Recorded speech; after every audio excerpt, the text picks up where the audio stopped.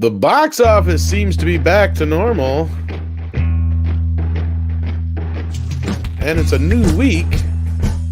And summer is kicking in Hollywood. Welcome to Midnight's Edge in the morning.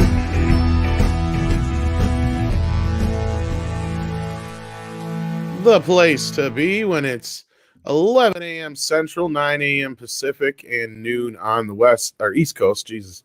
I'm east, left, east, west, left, right, up, down. Who knows? We got Culture Casino sending us super chat in right away. Hello, sir. How you doing? And hello, everyone out in the chat. And Andre, how are you doing this morning? I am doing good, thank you. And Culture, if you have the opportunity, come and join us. I'll send you. We would love to discuss it with you. And Accidental Tourist just became a member. Thank you for that. Speaking of members, glad to have you. That's probably a good time to let some people know, and we'll bring it up again later, of course. But we are going to be having a member stream tomorrow, isn't that right, Andre? We are at 12 o'clock Pacific, at 12 o'clock noon, that is Pacific tomorrow. We have a new members-only stream. Now, this is members from Viking level and up. So that's one of the perks at that level. So everyone who is Viking should see it in the membership or community area. And if you're not and you want to join, then just upgrade to Viking, and we'll see you there. So yeah, that's going to be great fun. Yes, and of course, the patrons also get to. Of course, of course. But we just want to make sure everybody knows that. But yes, as people are filing in this morning, welcome. We have regulars like Keely Chow and Hamdinger and Zachariah. Welcome, Practical Jack, Rob Altus. We got 6 in the chat. How you doing? We also have, well, I can't say this name, Andre. But I can. That's right. And we also have Lord Thoth, and we have Ryan, just Ryan. Nothing more, nothing less. And we also have Jesse. How you doing, buddy? And Max is here. 100th like. Nice. And Max is here. Nice. Yeah, awesome. Nice. I think I saw Mexican Iron Man in the chat. We have Natasha, our ever joining us, loyal French. Yeah, Mexican Iron Man. Then I mean, yeah. And then Natasha, of course. Yes, welcome. And Bashy Washy. We have War Monkey. Welcome to the show, Max Mercer, Tim Hayes. One of our members is also here. We have a lot of members here, including Huron the Steadfast and Rory Mitchell and Duck Nation and Carries. Welcome. Hyper Guyver also sent us a super chat. We'll get to those here shortly. We appreciate those. They help keep the lights on. They really do. But yeah, today's show is going to be pretty Black Widow heavy. If you haven't seen the movie yet, I don't think we're going to get into spoilers too much. Maybe later on. We already did the spoiler. Yeah, we already did was just going to say we already did a spoiler review. So if you want to know what we think of that, do check that out. But in this show, we're going to talk more about the box office and stuff. And if we do get into spoilers, we'll try and warn everybody as much as possible. So if you haven't seen it, you don't have to worry. But according to Disney, everybody saw this movie. It was the number one movie in the country, or number one movie of the year, and I don't know how that's possible already, but yes, Andre, it's seemingly doing well, isn't it? Yes, it would appear so, because Disney tells us, so it must be. Yes, if Disney tells us so, then it must be like Homer Simpson said, it must be true. TV said so. Indeed. And speaking of members, Joel Rice just joined us. Or no, that's a super sticker. Thank you for that, though. It's the same color on my end. Sorry about that, but he is a member, so thank you for that. But we do have some more super chats, Andre. Why don't we grab those quick before we get into the actual news? Because we do have some other guests that will be joining us shortly, including the one, the only Mexican Iron Man, I believe. So stick around for that. And yes, absolutely. Let's get to the super chats real quick while we have some time. Rog H, who is no longer Roger, just Rog, sent us a thumbs up super sticker for Canadian $1.99. Thanks for that. And Tom, you have to say the name of Rod, because that's one I can't do. Rod Thunderheart. You got to say it like that. It doesn't work any other way. Yeah, well, exactly, which is why you have to say it. And anyway, he says for 10 Canadian dollars, just a chat to say hi, Andre and Tom. I'll be out by the time this gets read, but getting my belly button hernia operated on today. Prayers and hope I make it through Canada's healthcare. Oh well, Oh good wow! luck Well, with good that. luck. Yeah. I hope that you will wake up and everything will be good and well, apart from a slight bellyache when you get to listen to this. So everyone, send good thoughts to Rod Thunderheart. Best I You can do. tried. Yeah, I I tried. got to give you Points for points for trying. that. And then we have saying, hello, gents. Hello, everyone. Hello Hello to you. and good morning. Max sent us a heart super sticker. That's much Aw. appreciated. Culture Casino. Yeah, I can't wait for our take. So, Tom, did you send Culture the link in case he can join? Did. He may be busy. Who knows? He may be busy, but Culture, if you're there and you have the time, you're always welcome to drop in. Actually, I sent it to the wrong place. Well, there you go then. I love Twitter. Just love it. Anyway. So if we get an unexpected guest now all of a sudden, then well, it wasn't in the worst of places, so you never know who might pop in. Actually, and then Hypergiver 2 said for $5, the Taskmaster reveal was lame, predictable, and a total rip-off of a better concept. She was a half-assed version of Grey and Stem from 2014's upgrade. Thanks for reminding me. I have to see 2014's upgrade. Mexican Iron Man says for $15. Thank you so much. No one should believe the Widow numbers. They were predicting 120 million and magically hit that. Oh, and 60 million exactly in Disney Plus. I call foul. I call fraudulent reporting. Now, so everyone knows Mexican Iron Man is in a position where his guess on this matter is an extremely qualified guess. So if he says that there is shenanigans abound, I am inclined to believe that, which I would be anyway. These numbers are suspicious, and we're going to get into that momentarily. First, Stephen Otten says, "Hail Andre, Tom, Wrenches, and chat. Trying my best not to lose internet or throw my back out again." Well, take more care of your back. I mean, what are you doing with the internet that you're throwing your back out? Well, whatever it is, take more care of your back than the internet. I mean, you have slightly more need for one than the other. Granwasu42 sent a super sticker, and Polaris Sucks says, only way I'm seeing Black Widow is on the high seas. And we are not going to do any moralizing grandstanding beyond saying that none of our sponsors condone that. And be sure to stay safe on the high seas. And there's so much crap out there. So, like Surfshark. Ed Starr says for $10. Whoa, thank you so much. Glad to join everyone today. And yes, we are so glad to have you and every single one that we have here joining us. We have 614 watching as of right now, this moment, which is awesome. If you could help us out by sending out the link and help share the stream, that would be brilliant. And of course, also smash that like button, smash it as if it kicked your dog or something like that, because that also helps. And we have a couple of more super chats here. Yeah, I want to go through these because they're Black Widow related. Joel Rice sent us a super sticker of an onset chair, so thanks for that. Spider Unlimited says for $14.99. Whoa, thank you so much. Gentlemen, I need the floor to speak about this movie. So much to talk about and what to do and not to do making a movie. Theaters were empty, by the way. Wooly Woodward sent us 99 cents, and Kit Kat says for 10 British pounds. Doomcock's new Sunday show was very well received last night. Intelligent discussion and positive look at the pop culture of the past, which we are enjoying in reruns. 1.7k likes. Awesome. Tom, were you there at Doomcock's new Sunday show yesterday? Yeah, I did pop in eventually. I guess he forgot to send me the link right away, but then he did. And then But yeah, I guess he's doing this thing on Sundays where he's having a panel show, and so far it seems to be working pretty well. And I was there for the latter part of it last night, and it was a lot of fun.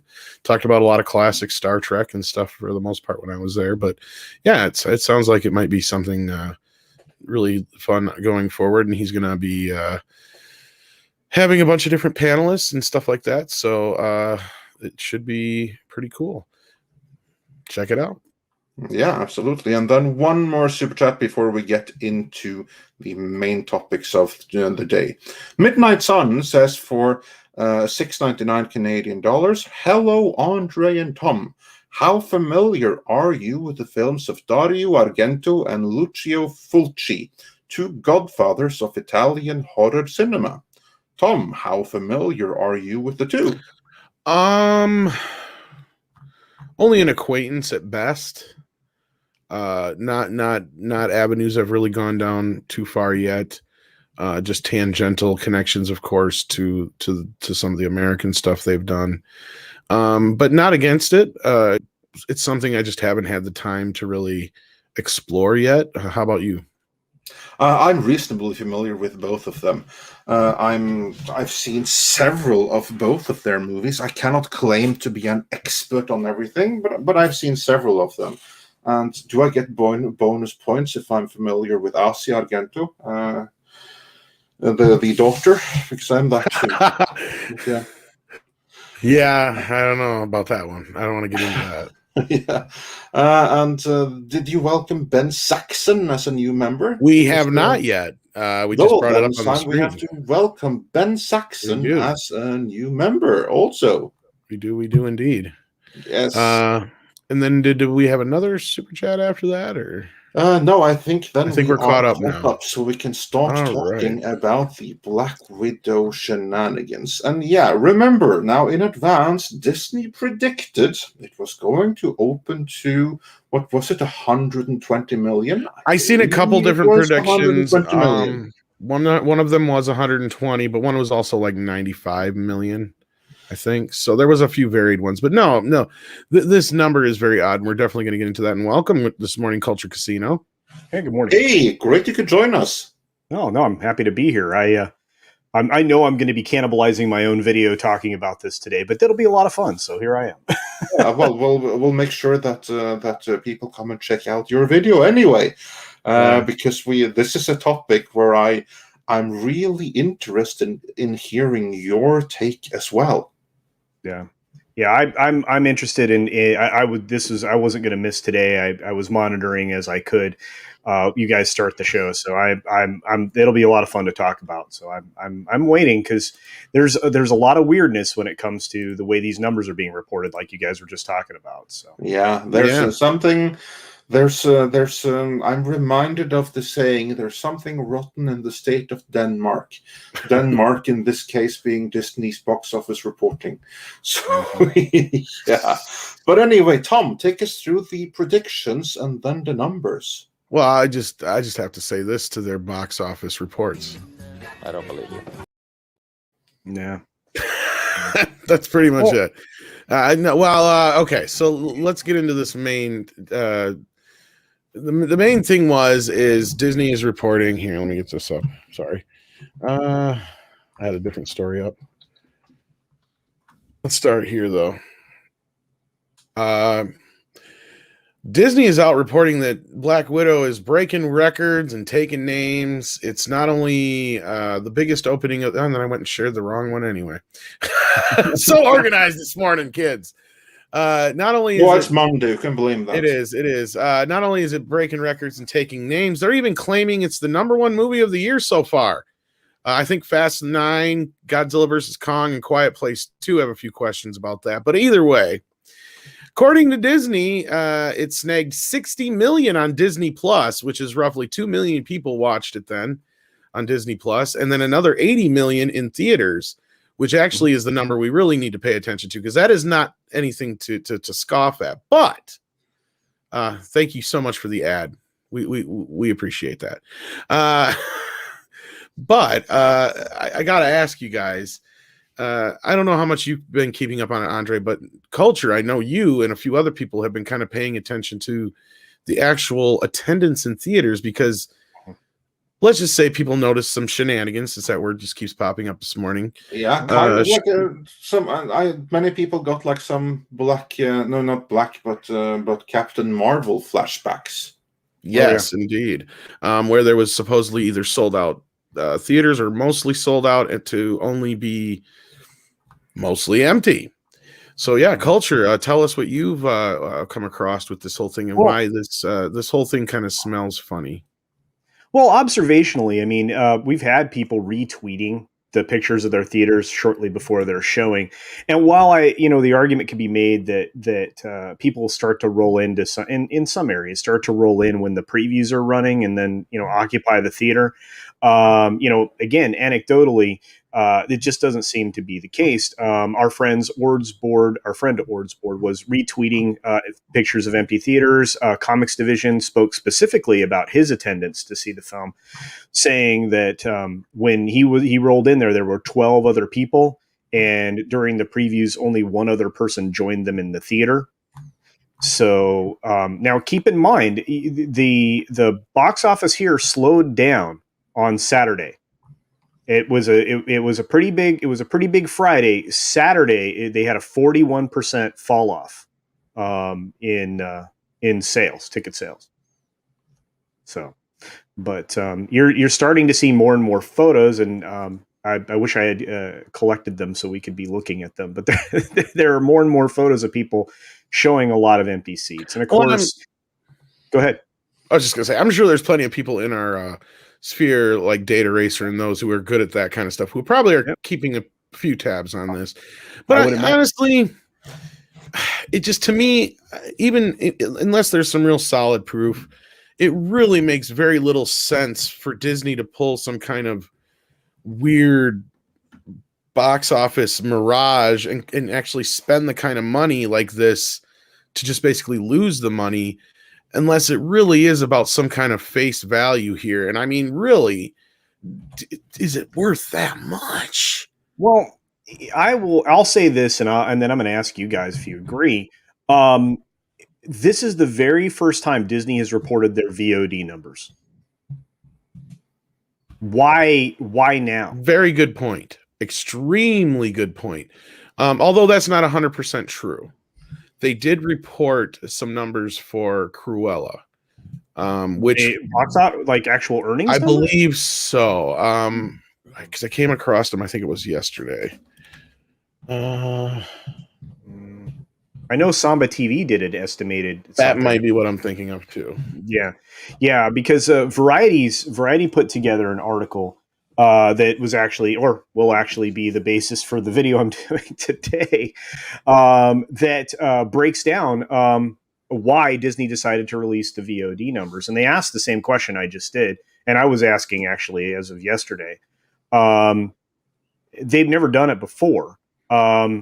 They obviously want this film to appear a success, and as I said, their ticket sales dropped 41% on Saturday. So they'd done bang up job on Friday. Saturday's numbers slipped to 22 million in ticket sales. So it made it pretty clear, according to this article, that they weren't going to have a shot of clearing the $100 million single weekend. So it's interesting. They did a really great analysis of this, and I usually don't expect it from any of the trades, as you know. I mean, they're there to promote and pump up all this stuff or spin propaganda. Right? Yes, indeed. Tom, can you bring it up on screen? Because I agree. Variety did a really good take on it this time, which isn't always the case. Because they have a certain narrative. Do you have a link for that? Because I don't have that. Yeah, private chat. Okay, hang on. Because I was looking up Cruella, because y'all had me going in 5 different directions here. There was reportedly 20 million they made on Cruella, which is not very much. But that will be important for a later part of the reporting here. But yeah, let me grab this Variety story you guys want. Here you go. Yeah. Cultured. Are there some highlights from this analysis that you think are Oh, worth picking out? certainly, yeah. Closer to the bottom of the article, they start to ask the question, and there are some executives from other, obviously, studios have some thoughts. So if you scroll down in the article to where it says, why did Disney decide to release the VOD numbers? You will Oh yeah, find, looks good. I'm looking for it. yeah, Looking for it. Let's see. It's a big story. it is. It's huge, and they put charts and numbers in here, calling into question some of the things Disney has said, some of the language surrounding it. But yeah, so why? There it is, right there. Second paragraph under police report advertisement thing there. Second paragraph down. No, Let's you were see. there. Okay. No, you were there. Yeah. Yeah. Why did? Oh, there we go. Yeah, I was looking for Yeah. the wrong thing. Yeah. There. Let's see. Yeah. 1 second It's hard. here. Yeah. There. Why did Disney decide to release its VOD numbers? The only two certainties in life are death and taxes.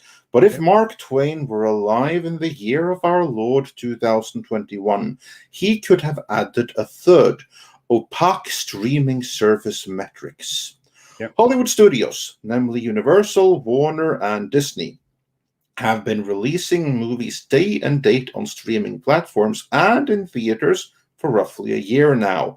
And while they have dutifully reported box office revenue each week, they've never divulged actual VOD numbers, at least not in any way that carry any context. For example, Warner reported in January that upon its release, The Little Things, the suspense thriller starring Denzel Washington and Rami Malek, immediately shot up to number one on HBO Max without any sense of how many people actually got it to that position. Which made it all the more shocking when Disney shattered the industry-wide omerta over streaming data by announcing that Black Widow made $60 million on streaming VOD. So why now? Why this movie? Disney declined to comment. Yet the sense, at least from rival studio executives, is that Disney wasn't initially planning to release streaming revenues. But Marvel Studio movies come with a pristine box office track record across 23 features. Black Widow did start the weekend strong, but once ticket sales dropped 41% on Saturday to 22 million for the day, it became apparent the film no longer had a shot of clearing 100 million in a single weekend. And yet, on Sunday, the studio claimed that Black Widow earned the highest domestic opening weekend for a Marvel Cinematic Universe origin story after Black Panther and Captain Marvel. I just love what they do that. The single highest origin story weekend, except for those two. Yes. Yeah, but even below all those charts, when you go down, even Variety calls them out on this. That's what's so funny about it. Yeah. Moving on box office alone, that's simply not true. Spider-Man Homecoming, Iron Man, Guardians of the Galaxy, and Doctor Strange all made more in their domestic debuts. Black Widow needed the Disney Plus revenue to push past all those titles. Disney, however, declined to disclose how much of that 60 million came from domestic Disney Plus subscribers. So if we're taking Disney's claim about Black Widow at face value, then all we know for certain is that it made somewhere north of 37.1 million from domestic premium access grosses in order to edge past the domestic debut of Spider-Man Homecoming. An 80 million domestic box office debut, setting a pandemic-era opening weekend record, is certainly nothing to sneeze at. But part of Marvel Studios' mystique has been its unquestioned box office supremacy, and Disney apparently needed Black Widow to be more than a middle ground financial performer within the MCU. And yeah, I agree. That is a very cogent analysis right there of the situation. Which goes, I really love that Variety is calling this shit out, because this goes back to what I was saying yesterday when I retweeted that thing where they're like, Captain Marvel is the #1 movie of the year. It's like, that is not fucking true in the least. Yeah, maybe, just maybe it has the potential to be with this big, huge opening. I'm not going to take that away. But that's getting ahead of yourself a little bit, isn't it? Yeah, I mean, it is because well, Tom, here's what's going to happen. So just like with everything else of recent, this film won't have any legs. It already showed you it's not going to have any legs because it fell off 41% from Friday to Saturday. Let's not even get into the piracy aspect, but yeah, go ahead. Sorry. No, absolutely not. And then we move into the next part of this conversation, which is every film that's come out, for the most part, has had a 50% fall off from week 1 to week 2. And this film is already demonstrating it doesn't have legs. And as a lot of, really smart people in my chat yesterday commented, everybody who wanted to see this film, for the most part, or most people that wanted to see this film, have now already seen it. You know what I mean? Exactly. And here's the other thing is, look, regardless of what you may think of the film, what us on the panel think of the film, this has everything to do with what it almost goes back to prove what we were trying to say with Captain Marvel before, is something ain't right here. They're fudging numbers for some reason. And speaking of numbers, we got more of the family here. I'm going to bring them in. Somebody who sent us a super chat earlier and talked about some of these numbers, and I really want to get his take on it. And also another member of our Mead team as well is here with us. So let me welcome Mike and Jesse to the stream. How you guys doing? Very well. Oh, life has treated me pretty well, I think. Good morning. Good morning. Awesome. Glad to hear it. Glad to have you here. So let's start with you, Mike, real quick, because you had sent us a super chat earlier where you had talked a little bit about this, and you brought this up before, and you've been kind of keeping an eye on this, and you brought it up that it is really kind of odd that one of the projections was that 120 million. Right, I can't find my super chat here on the thing. The thing jumps so fast. Yeah, it's no, but I can find it. I can. We have it here though. For you again. Let's read that real quick, and then that'll be my opening. Yeah, we'll do that. So, Mike, the Mexican Iron Man, wrote, "No one should believe the Widow numbers. They were predicting 120 million and magically hit that. Oh, and 60 million exactly in Disney Plus. I call foul. I call fraudulent reporting."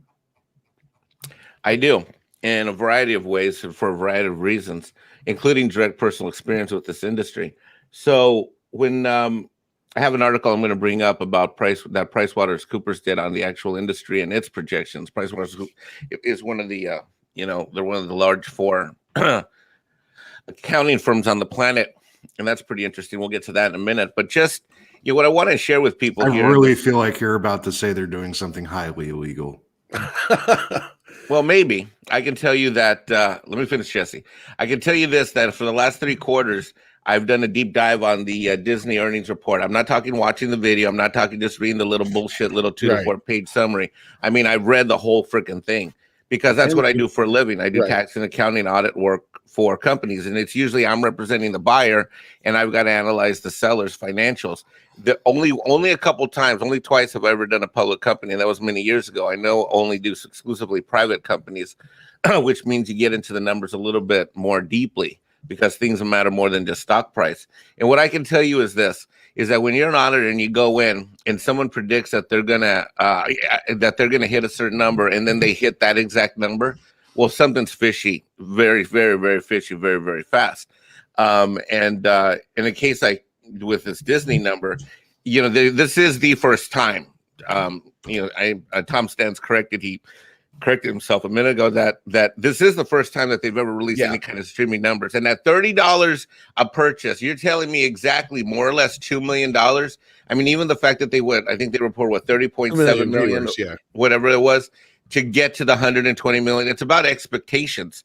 And, you wonder, people wonder, like a lot of times, well, it's a publicly traded company. They wouldn't do anything. Well, lest we remember, there's still an SEC investigation that a whistleblower had where they were using golf and other resort type of like incentives as giveaways that they then, when they were turned in, which they were given out for free, when they were turned in, they then monetized to the tune of over 2 fiscal years for an incredibly large sum of money. And that investigation is still open, not closed. And Disney and their bunch of buffoons went over this poor lady who was a whistleblower and literally destroyed her family. Literally destroyed her family, and that's still out there. This is a company where, I mean, you look at studios, you're dealing with a bunch of people who, for a profession, pretend to be other people and pretend things. I know that when I reported this yesterday on, was it, God, where did we do this, Tom? Was it on Doomcock stream somewhere? I think it was Doomcock's last night, if I'm not mistaken. I told this story, and I'll repeat it briefly for those of you that weren't up till 2 a.m. last night, is that I had an accounting office in Santa Monica for many years, 5th and Santa Monica. I did post-production accounting. I had a statewide staff of 27 employees at the time. Now I've only got 7, but I had a bunch of employees. And in this office in particular. Oh, no, it was on our member stream. Yeah, that's right. It was on the private member stream. That's right. All right, so I'll share it. So the deal is that we did post-production accounting work. And first of all, these guys never pay. But worse, we were asked to do things like write checks out to calling it like for props, and that's cash, and it'd be like 10 grand. And then they're going to a strip club and eating and using the cash for strippers. And God knows what else they were using the cash for to go party with at night. The things that they would have us do, write checks to their cousins, uncles, brothers who weren't, say, SAG members, which you're not supposed to do on productions, but just so they can spread the wealth a little bit. They'd pay the vendors last. They'd only pay the camera and the equipment guys first. You're dealing with it. These people look pretty. And unfortunately, on this planet, when you look pretty and sound pretty, you tend to think everything's green and everything's like copacetic. But these are a bunch of liars. They're the worst liars on planet Earth. The Disney financial reports, in order to make the last earnings hit that they wanted to make, they literally had to use tax and accounting rule incentive changes that came in the tax code.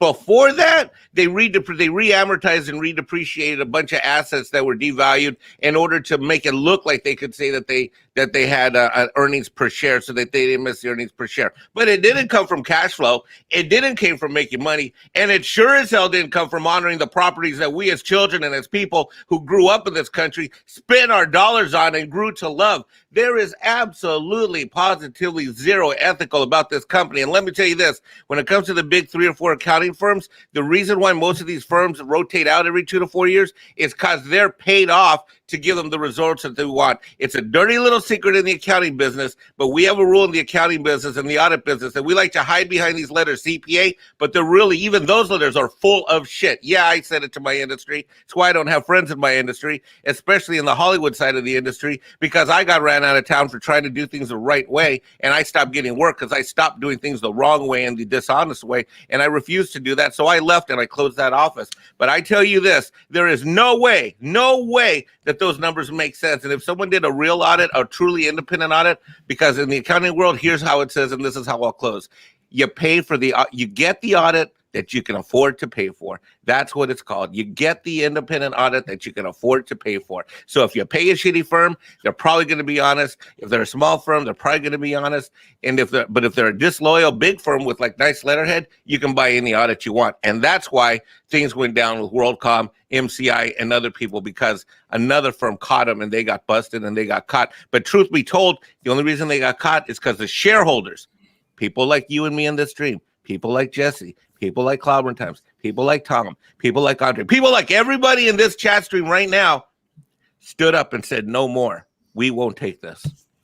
And I'm only a small investor, but I still got like, I don't know, like almost $8,000 tied up in Disney. Wow. Well, I got to ask and bring up this super chat we just had on screen here. Mike, do you think Duroan is asking here with €5? Thank you. €5. Thank you so much for that. Says maybe the mouse is trying to lie to their investors. Yeah, that gets me back to my initial kind of question. It's like they're blowing up a balloon that's supposed to be a cash bag, right? Then when they go to open the cash bag, it's full of potato chips. Well, that's kind of my question, is why would they go to such extremes? But you brought up an interesting point. They have to. And that was that SEC investigation where they basically are fudging the numbers. I believe over what was it, $6 billion was the accusation? $5.8 billion. Yes, which is really close to that what they spent on Star Wars. Isn't that odd? Yeah, it's so insane to me that they do stuff like this because eventually the bubble bursts. And now all these golf trips and stuff that you've given away and now you've put down as a profit. Well, you know what? There is no money there. So that's my question. How are you going to pay anything back? Right. And that gets back to the super chat question and my initial question, Mike. And I don't know if you can answer this or not, Absolutely. But is that what it is? That is absolutely it. And see, the thing is, you have to put a different hat on. You have to put the hat on, pretend you're a hedge fund or an investment. It's exactly what Jesse said. Jesse's analogy about the potato chip bag is the short way of saying what I just said. He is 100% right. And the thing is that what you look at a Disney executive, most of their compensation is stock based. The real bosses of a company aren't the president, the CEO. It's supposed to be the board of directors, but they're not the ones with the money, especially at a place like Disney. Disney has to be watching the money. That's their whole point of being. It's so shady. It is. And the real people are the investors, the Wall Street hedge funds, the investment funds, the mutual funds, the people that control that money. They're the cash behind. So those people need to be made happy. Let me tell you this much. Those people already has been reported and discussed. I've heard because Culture and being on some streams before and other people, there's definitely a track record in the history where it comes to these Wall Street people wondering if these Hollywood people are being legit. And I'll turn things over to Culture because I know he can speak on this better than me because I've heard him discuss this on other streams. But absolutely, there is an incentive to lie. It's called money. And if you can keep the auditors at bay, if you can tie things up, if you can find, they have an amazing internal tax and internal audit department. What happens with an audit isn't that you hire an independent firm, they come in and check out what you did. I'm sorry, Andre.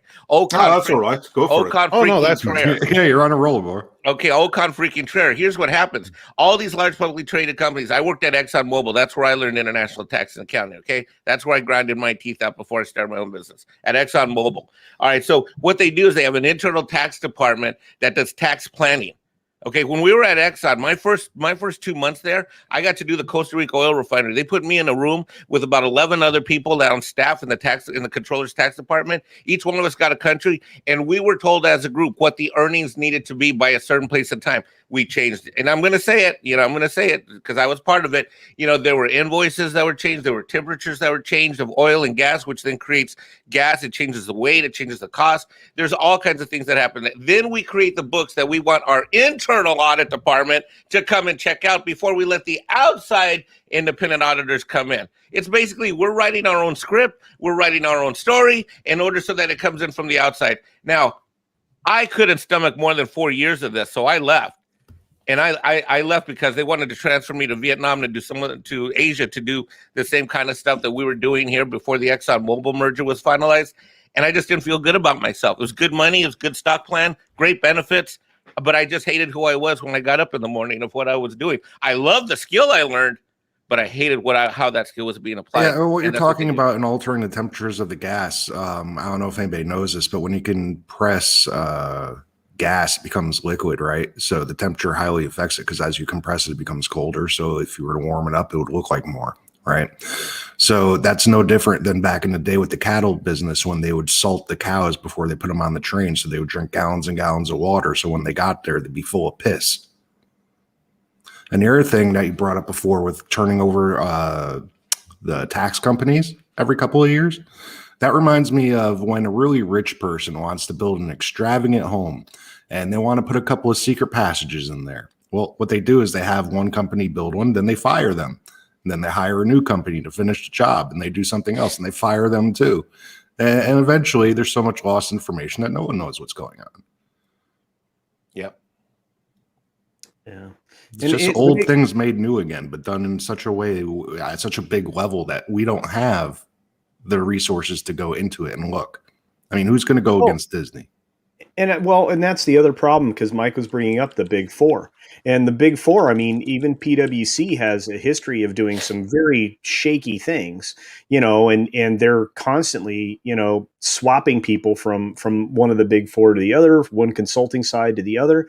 So, and they're all competing for the same people. So you start to see some inconsistencies in how they treat those people. You start to see people get some extraordinary bonuses for obviously doing some things that Mike suggested might compromise them personally, in service of reporting these numbers. But there was I want to say her last name was Kuba or something like that. Kuda. She was the lady that was the whistleblower going back into I think pre 2019. 2018 even, that got that SEC investigation rolling, and she was destroyed. They went after her family, everything, and she's filed a civil suit. There is a civil case now for the whistleblower against the Disney company.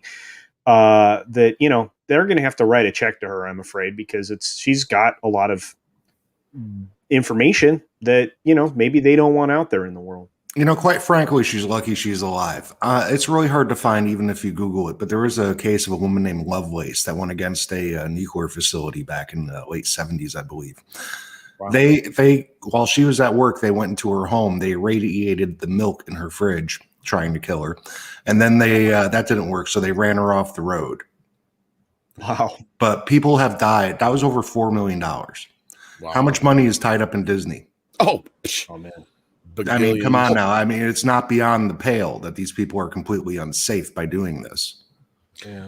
Well, we have one more member of our team with us this morning. Paulie, how are you doing? Hey, Tom. What's happening, fellas? Good morning. Good morning.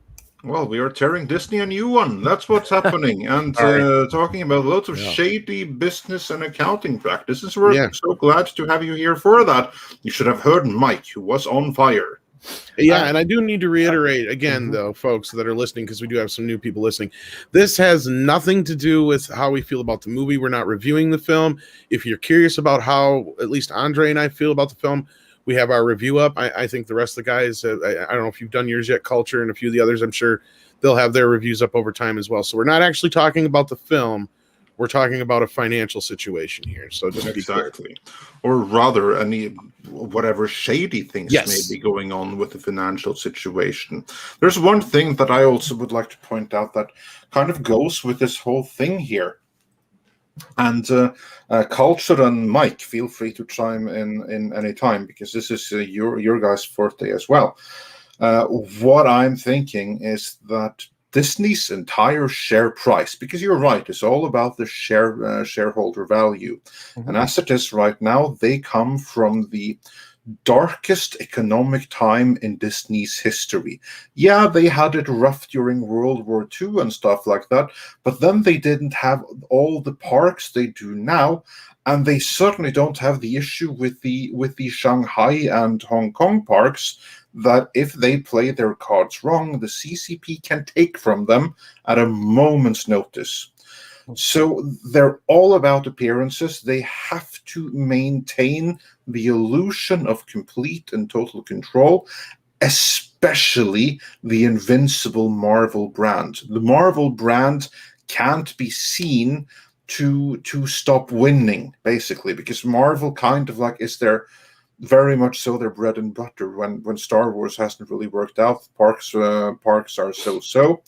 But Marvel was their golden goose. It really, really was. They can fudge the numbers for the Disney Plus series. Slightly more difficult to fudge for Black Widow, but still they can't afford to have it look like a disaster. They can't afford or underperform. They can't afford to have that not look a smash hit, because then what's going to happen with Shang-Chi and the Eternals later this year?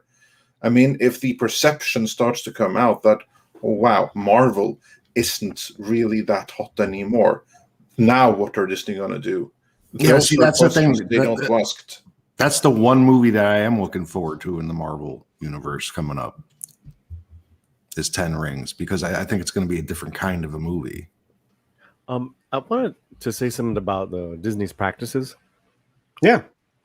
So, gosh, this might be going back like 20 years, and maybe you guys heard the story before from me, but they tried to trademark the holiday Day of the Dead, Dia de los Muertos, Disney.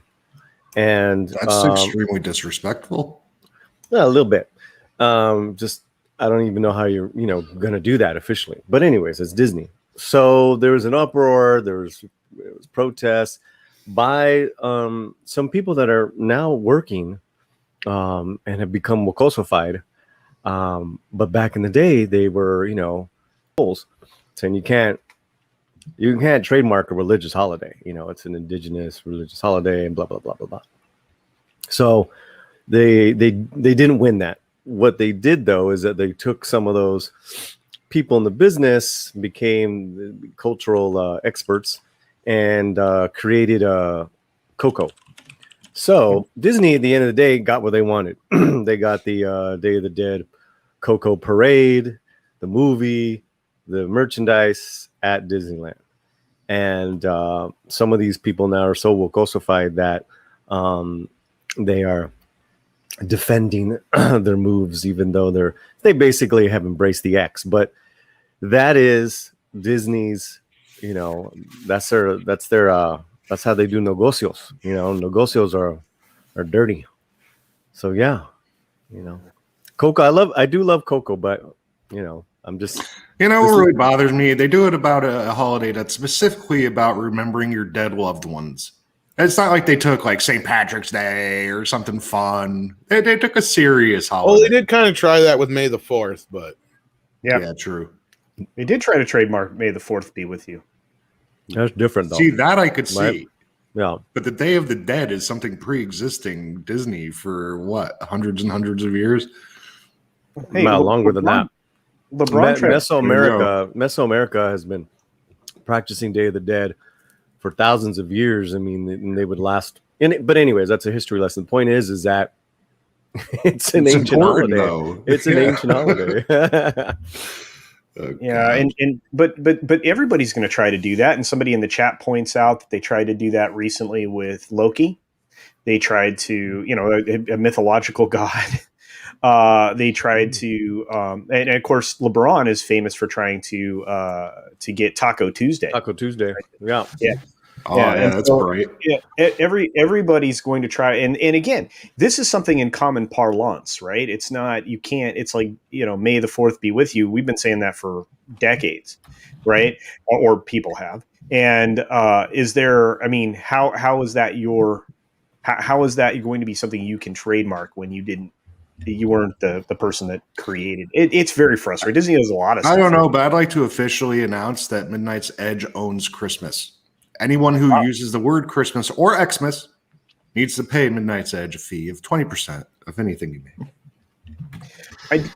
I do know this. Disney jumped since Thursday. Now, mind you, the Thursday previews for this film started to happen.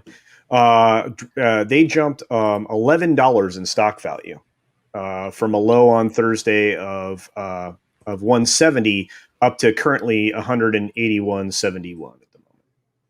So, yeah, and I think there's the motivation right there is the share price. They cannot allow the share price to fall to levels where people start questioning Disney's future viability or the Marvel's future viability. And if they have to employ some shady accounting practices and to fudge some numbers to get to that result, and then I think it's a matter of what the board doesn't need to know. They don't need to know. Are you saying the Magic Kingdom is doing magic book work? I'm saying that they're using black magic because they have to be. Yeah, and they can argue it by way of like, well, we are actually protecting our shareholders, and our shareholders, they don't have to know this. Like they have deniability, so we're doing this for them. Well, as a shareholder, none of it's making sense. Andre, I invested in Disney because I projected them to hit about 245 and then I'd sell, right?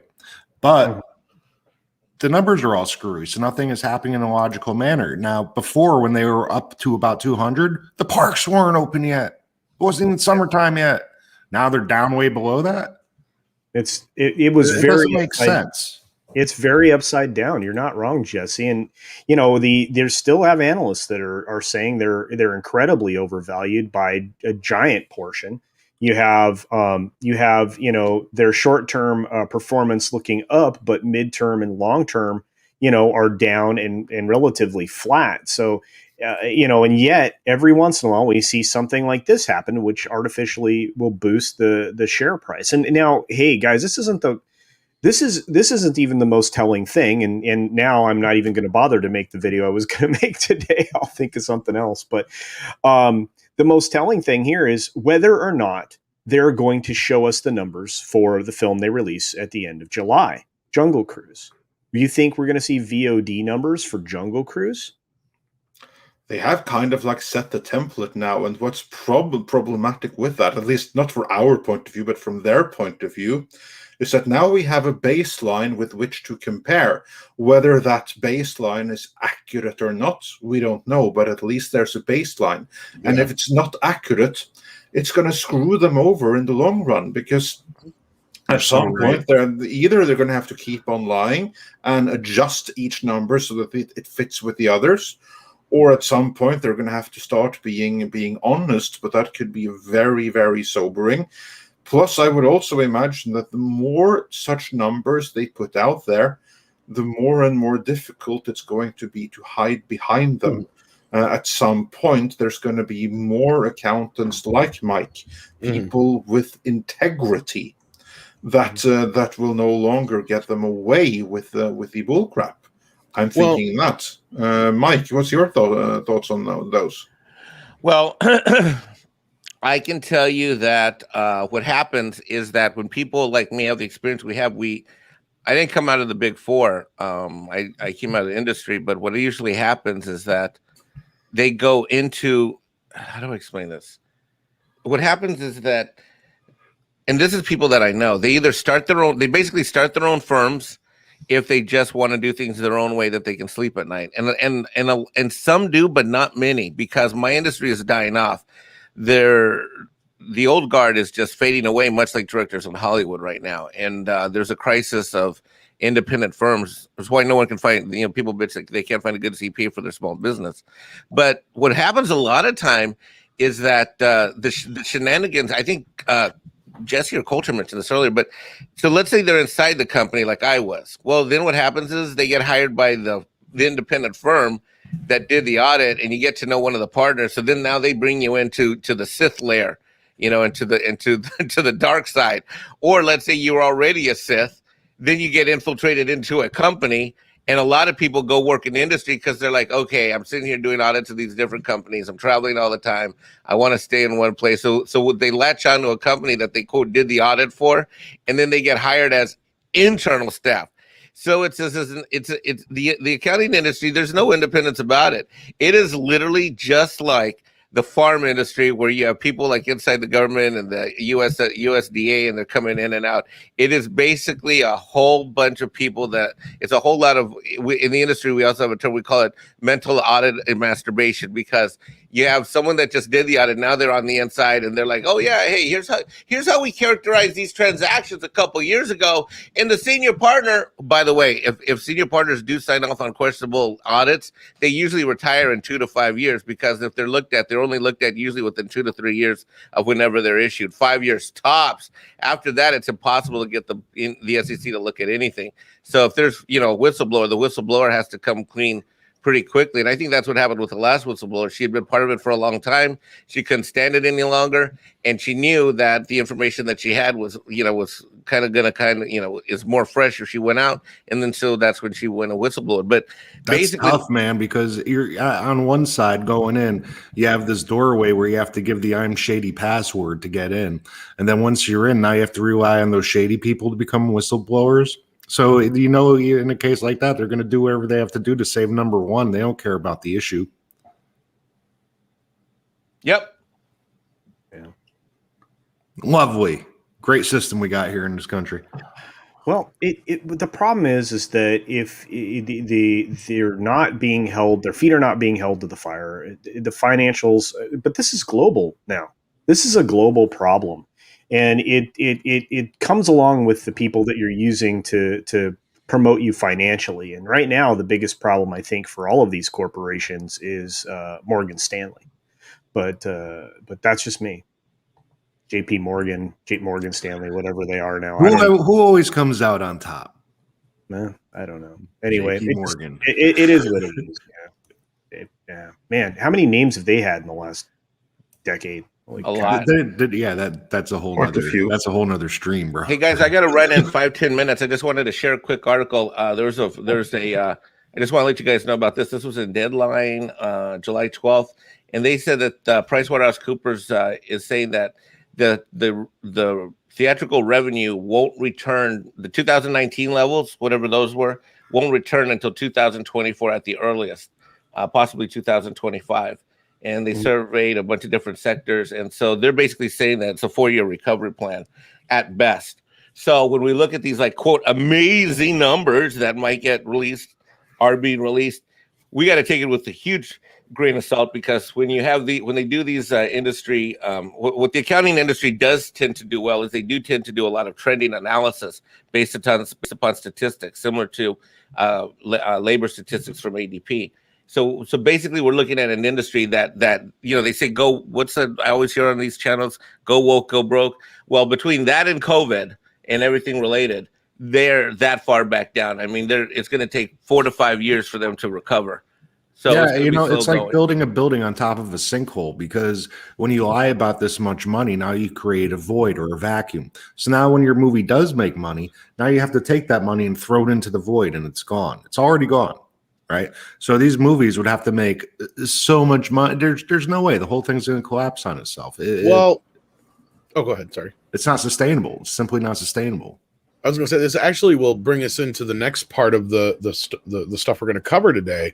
But I know Mike's on limited time now, and we got a few super chats we want to catch up on that have to do with the current part of this. Yes, discussion. Indeed.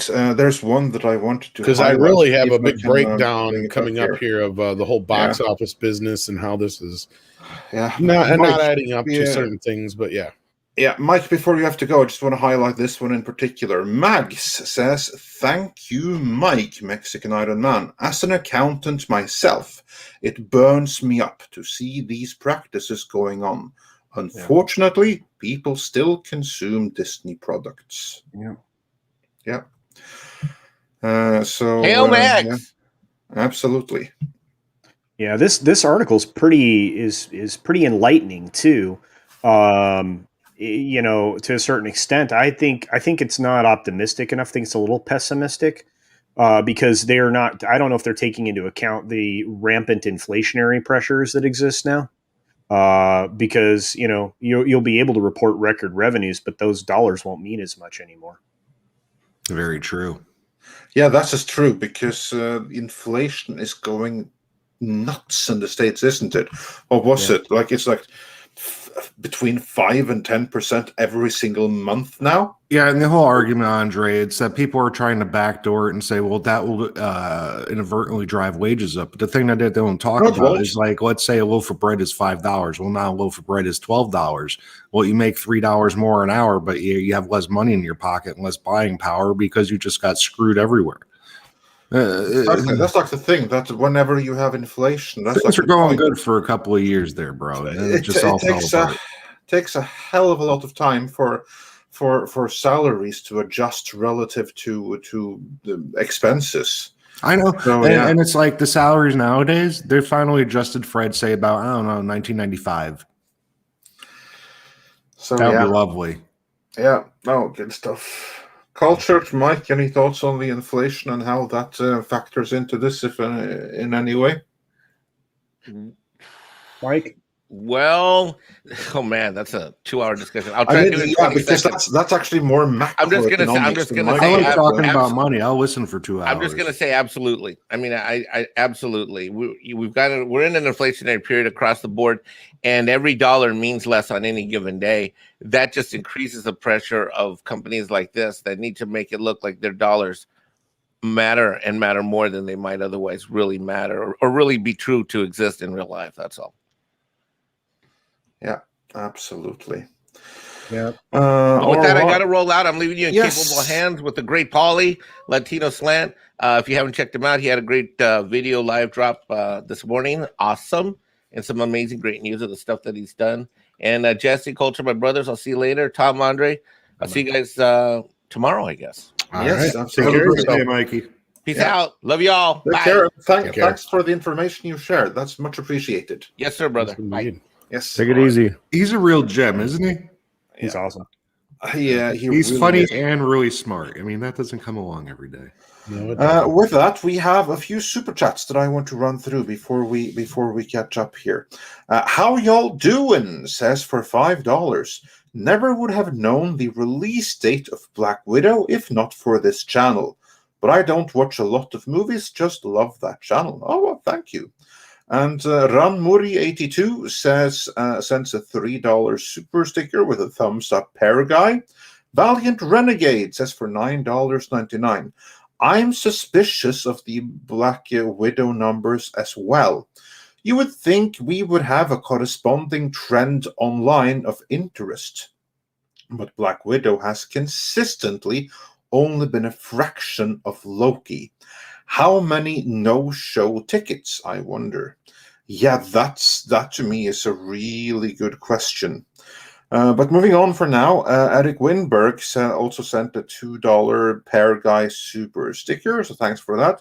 Your Muslim uncle says for $4.99. After watching Black Widow and seeing her emotional gains, her death in Endgame would have been so much more brutal and emotional. CM shouldn't have been. Don't recall exactly what CM Captain is. Marvel. Captain Marvel. Yeah, that's true. Yeah. So that was a complete disaster. I should never have been made. Polaris Sucks says for $2 Canadian, where I am. All theaters still closed. Black Wolf Inc. says for $5. Black Widow will Black Widow fall over 60% at the box office next week? I honestly cannot see anyone talking about this movie far longer than 2 more weeks. Culture, do you think it's going to fall more than 60% next week? I think you're going to see the same thing we've seen with other films. I think we're going to see a near 50%, if not a 50% fall off week over week. I think the legs on this film were already shown as of Saturday, with the ticket sales falling off as much as they did from Friday and the Thursday previews. I think I don't expect it to do any different. I mean, the model hasn't changed. I mean, it's that's going to be what it is here in the United States. And you know, they've already set the framework up to say this situation has created there's piracy because they're doing these day and date releases. They've already set that framework up that these high quality things are in place. And if this ever gets a China release, because it was approved by the Chinese censors, but it was never set for a release date in China. In fact, none of the upcoming Marvel films have as of yet. They're gonna say that the piracy cannibalized their earnings in China, because right now, and you know, around the world, you can get, you know, even subtitled versions of this film in HD with Dolby Atmos sound. 4K, no less. Yeah, 4K, no less. Yeah. Also, on that note, I have just wanted to do a couple of more here. Guanwasu42 says for €10. Thank you so much. Don't mess with the Mexican Iron Man. Orale Mike, keep the lights on. Why, thank you. And Rob Altis wonders for $5. Seriously, Disney doesn't care about its own history. Why would they care about another culture's? That's true. Yeah, very good Sad point. but true, yeah. Sick too. Mark Whitner says for $5, if Disney is fudging the numbers for stock prices, what's going to happen with the second weekend box of when the second weekend box office drops off the cliff? What do you guys think about that? What's going to happen in week 2 if they really fudged the numbers in week 1? Well, they'll get a time machine and write themselves out of a corner. Same thing when when she fell off the cliff in, what was it, Endgame? Well, Yeah, I don't know. I think it's going to be out of the public zeitgeist. I think it'll be outside of the because we'll have something else to focus on. That's what the trades, the entertainment stuff, all of that. You're immediately distracted by the next thing, and that's this big machine that's working in the entertainment industry right now, and it's one of the shortcomings of the industry as a whole. I mean, it's the binging model is kind of helped to create some of that. We're going to see new content because that's what it is now. New content released every single week, and the thoughts about the performance of Black Widow won't be there next week unless people like us are talking about it. I mean, there'll be notes of it in the trade, but it won't be anything of substance. At least not in the mainstream or for most people. So like I said, and then think about this. They have Jungle Cruise coming out in a couple weeks. I think it's July 30th, if I'm not mistaken. So And that's more of a traditional family movie, but the numbers still aren't going to be there. Well, it might get decent numbers. Again, I think you're going to see this. They're going to have decent first weekends, as a lot of these films have done, and then they're going to fall off like 50% or more. In the second week, because I don't think anything's going to have legs anymore. And the value of these films has been diminished because day and date releases allow you an opportunity to see it on your streaming service. You don't pay extra on Warner to watch this thing. There's no incentive, to go to the theater if you're getting it that way. And if you're getting it on Disney Plus for a $30 Premier Access fee, it means you're just lazy enough or worried enough that you don't want to go to a theater. Right? Yeah, or you do go to the theater and it's not Friday, Saturday, or Sunday, and it's closed. Or a matinee. You go to a matinee. It doesn't earn as much money, but I have this strong feeling that going forward for a little while, I'm not sure for how long, that we're going to see initial performance out of films, and then they're going to fall off dramatically, like quickly, like never before. The legs of a film might actually match their theatrical release windows, Hey, Culture, you guys were taking all those photos in the theaters, that whole analogy. I don't know if you did it yourself. I know you were talking about it earlier. I was listening. No. Ords was retweeting a bunch of them, and there was a couple people doing that. I'm curious, do you know if they took any photos in other movie theaters of other shows at the same time? It would have been interesting to see, is it all theaters empty, or do we know for a fact other theaters are full and Widow's empty? I'm just saying, that's a very valid question.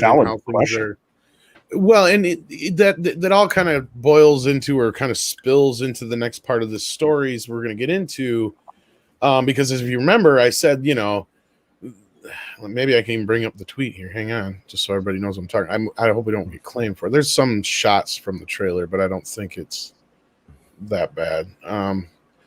I just think it's sad that they report their numbers and everybody's like, well, I want to see pictures of the theater. Okay, I got it. Just kind of froze right on the part where it matters. So, well, because no one believes it.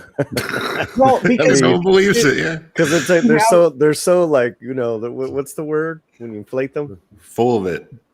Highfalutin. Cushion. Here it says #1 movie of the year. No. Right. They didn't even have the first weekend box office numbers yet when they put that up there. No. They're so full of shit. How? Because it's planned. It's already scripted, Tom. It's You're like right. WWE. Exactly. This is the feeling I'm getting, Jesse, is like this is all pre-planned. Mm-hmm. This is all part of the narrative. Mm-hmm.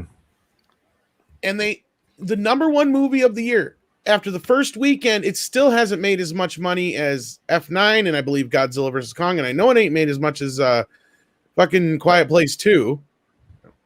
So where are they getting off saying this already? This is like something that should be out next week or the week after. And again, you're right, Culture. There's a history with, almost all the Marvel movies drop off about 50% after that first weekend. Why? Because a large majority of the people who planned on going to see it go that first weekend. And then the next weekend is the holdovers and those who go back. And then it just drops off a cliff. Go ahead. Sorry, Paulie.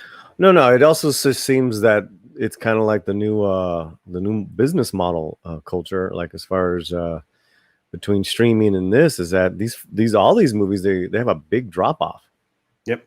Yeah, and I think that trend has been growing, and I think it's going to continue to grow.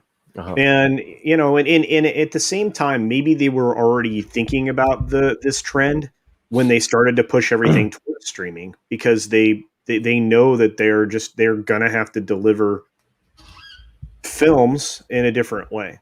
Right? Because wasn't that where it was going towards before this whole mess of last year?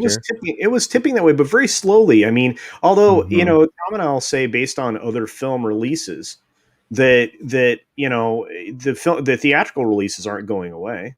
I mean, in the cinemas, you're still going to see quality films make it that way, but you're going to see more and more of these Amazon purchases of films that were originally supposed to be set in cinemas that are going to make it to your small screen first.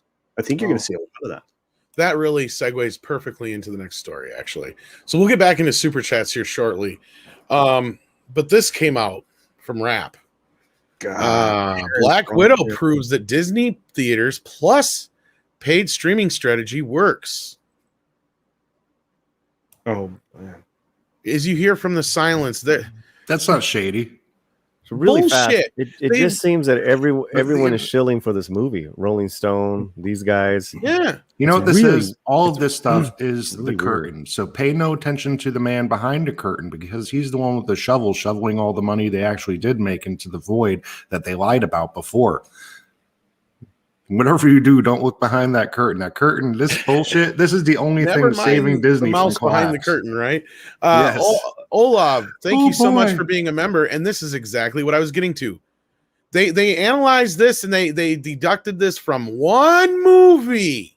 How many movies has Disney Plus now put up for their premium package? Culture, help me out here. Well, I think there are at least. And I think there are two that underperformed so extremely that, believe me, they'd have been happy to try to show that they made money on them with the D Plus release of numbers. So now that's my thing here. You cannot sit here and tell me that this one movie proves that their strategy works. No, because it hasn't worked to this point. No. This is the most. Look, I'm like king of hot takes, right? Like I'll fly off the handle on some shit and I'll say like some stupid shit sometimes. Don't get me wrong. And a lot of times I'm just goofing around, what have you, being hyperbolic. But when I see a headline like this in a publication like the Wrap, not just the Wrap, but Wrap Pro, because Culture, you wanna kind of give us the significance of this version of the Wrap as opposed to regular Wrap. Yeah. Just like with Variety's intelligence platform, you have a different level of what you're being shown. Usually, it's well researched, so you have a lot of detail. They have, what we saw in the Variety article we looked at a few moments ago. You don't normally see that because you're paying for it. This is a subscriber version of their trade. And Sharon's been doing this. Sharon Waxman's been doing this for a while. Obviously, Variety's got theirs. Deadline has some kind of version of this. But it's really weird for me to see this being shilled this much in Pro. This is just I wouldn't have anticipated this kind of I wouldn't have anticipated this from them. Well, and I don't know if Andre's back yet, but Bunyan brings up an interesting point here, because you just used the word shilling, which is funny. Yeah. Because this does feel more like paid marketing, as we point out several times over. This don't feel like no article. The Jeremy Fooster, the guy who wrote, what do you have to base this on, motherfucker? Yeah. Nothing to base this on. We don't know how much Cruella made. We don't know how much Mulan made. We don't know how much. What was the other ones? Soul, wasn't that one, or is that one of the free ones? See, I can't remember. There was like 5 of them that you at this point. I think. But how did you get all those numbers for like these 3 different revenue? Exactly. Like it's completely new industry, right? And how they're gathering the numbers just off their. I mean, it's so shady. That's why I'm kind of proud of the Variety story this morning, to be honest with you. That because Variety, let's be real, they'll play the game. They'll play the fucking game. But for them to do a story like that, they're kind of. How do I put this? They're kind of putting their toe into the river with the piranhas. Like, I mean, they're really really pushing the mouse by putting a story out like that, because that's the kind of stuff we report, and you've seen the type of blowback we get. I mean, just go back to the Captain Marvel reporting, and Midnight's Edge really didn't get too deep into the whole box office portion of it. This is the deepest we've gotten into it, and we were the first ones to get hit with this, with the whole like Disney's not happy about this bullshit, because our stream got struck down right in the middle of it. We were showing no images, no video, no audio. It was just Andre telling his feelings on Captain Marvel, and the stream got taken down the moment he started talking negatively about the movie. Prior to that, we were fine.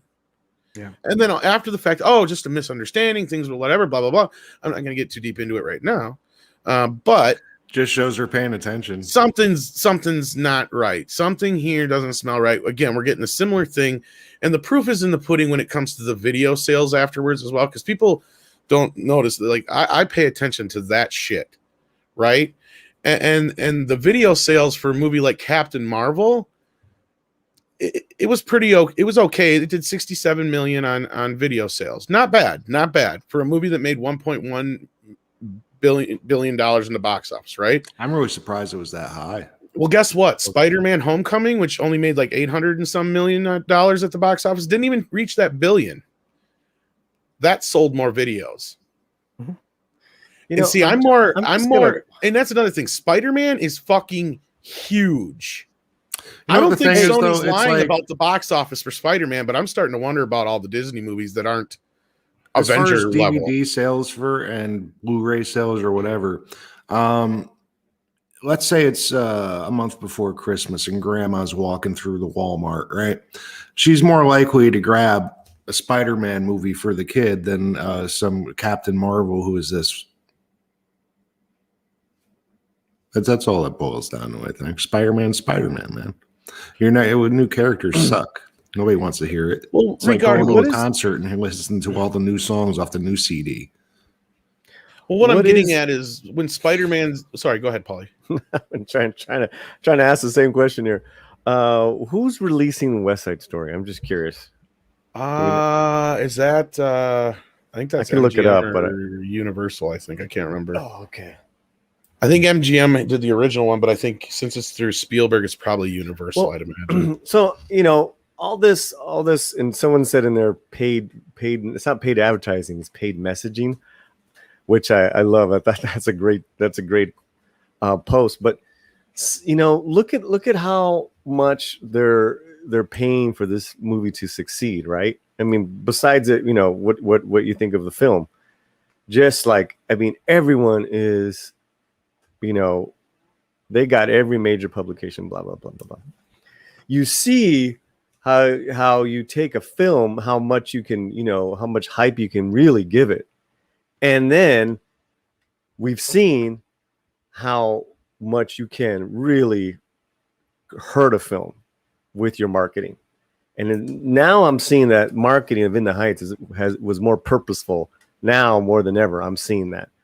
Just because of what I've seen this, today with Black Widow, these people are not dumb, and this is everything's strategic. And so I'm really curious about this whole thing here. Yeah, and I mean that kind of does get back to the whole thing I was going to try and get to too. Is like I don't buy these numbers, and it's not so much that has nothing to do with the movie. The movie, for the most, I didn't hate it. Is it the worst of the Marvel films? Not really, but it's not that great either. But that has nothing to do with it. When I see numbers that I see for Spider-Man, and they're trying to tell me that characters like Captain Marvel and Black Widow and stuff like that are playing at that level, I don't buy it. I don't fucking buy it. I don't care. Spider-Man is the topmost of the popmost. Like, you go back and look at the toy sales for a while, like before the Avengers became huge, Spider-Man was all the fucking rage. Like, everything Spider-Man was number one across the board. Like, in very few places Batman was the only other character that gave Spider-Man a run for his money. And Spider-Man would still outgross all of them. Like, I think at one point Spider-Man brought in like a couple $1 billion a year in revenue just for merchandising, which is insane. Like that's way beyond what the movies do. So again, I reiterate, I don't buy it that Captain Marvel made more money than Spider-Man Homecoming and just as much as Spider-Man Far From Home. And the numbers don't add up. The only thing that tells me is that more people didn't like Spider-Man Far From Home because that movie did not do as well on video. It did well in theaters, but didn't do well on video. So I'll be interested to see how this third film does, but that has nothing to do with this part here. This has to do with they need the box office. We've learned, I've been saying that since last year when everybody's like, oh, theaters are dead. And even though, like Mike's right, it's going to take a while for shit to recover, the studios have realized they're not going to be able to make the kind of money that they thought they were on streaming. And this fucking headline is pure bullshit. You want to hear a little funny tidbit about Spider-Man? What's up? His first appearance is Amazing Fantasy number 15. Right. Now, comic books, a 9.2 is near mint condition. Anything above that's amazing, right? Yeah. If you were to go out right now and try to buy a 5 for Spider-Man, you're spending at least 25 grand, probably 30. Right. Like compare that to other characters. I mean, that's insane. Well, Spider-Man's, like I said, he's imagine for a comic you're paying 60 grand, 75 grand. He's arguably the most popular superhero, period. He's top of 3. all of them. He's OG, dude. He's top 3. Like the numbers like prove that he's like I said, if you go back and check the last X amount of years, like I said, the only one who's ever given him a run for his money until the Avengers got involved was Batman. Batman and Superman. Absolutely. Even Superman didn't come that close. Superman was high, but adjusted for inflation, those movies. The movies part. You're talking about the movies. I'm talking about merchandising, Paulie. Oh no, I'm sorry. Yeah, no, I'm talking about pure merchandise because I want to say at a high point, I could be wrong. I wish Mike was here because he probably know a little better. If somebody knows in the chat, I want to say at one point Spider-Man reached a height of like $7 billion in merchandising. Like, I don't doubt it. I don't doubt it. You're absolutely right. On everything. It was. I mean, as far as logos and everything, he's everywhere. Myself, I your myself underwear, your bed sheets, your toothbrush. Well, just Batman, Superman, Spider-Man, Superman logos everywhere. And then maybe Star Wars logos.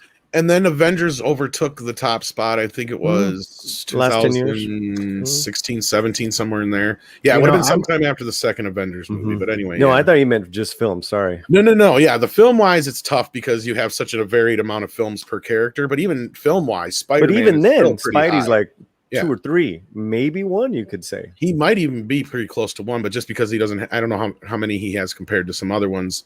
Well, and that's if you allow 6 movies now. 6 Spidey movies? And then it depends on if you consider X-Men. All the films are just the Wolverine films. Well, Spider-Man, you also have the legacy of and Batman has like how many movies now? Let's just take one. Let's just take one superhero by itself. So, Solo, Spidey, Batman, and Superman. So Superman's probably 3rd now at this point. I'd say Batman would be your top guy because really? the whole thing with DC box is office that Superman Batman, came in. Superman was always the biggest guy, right?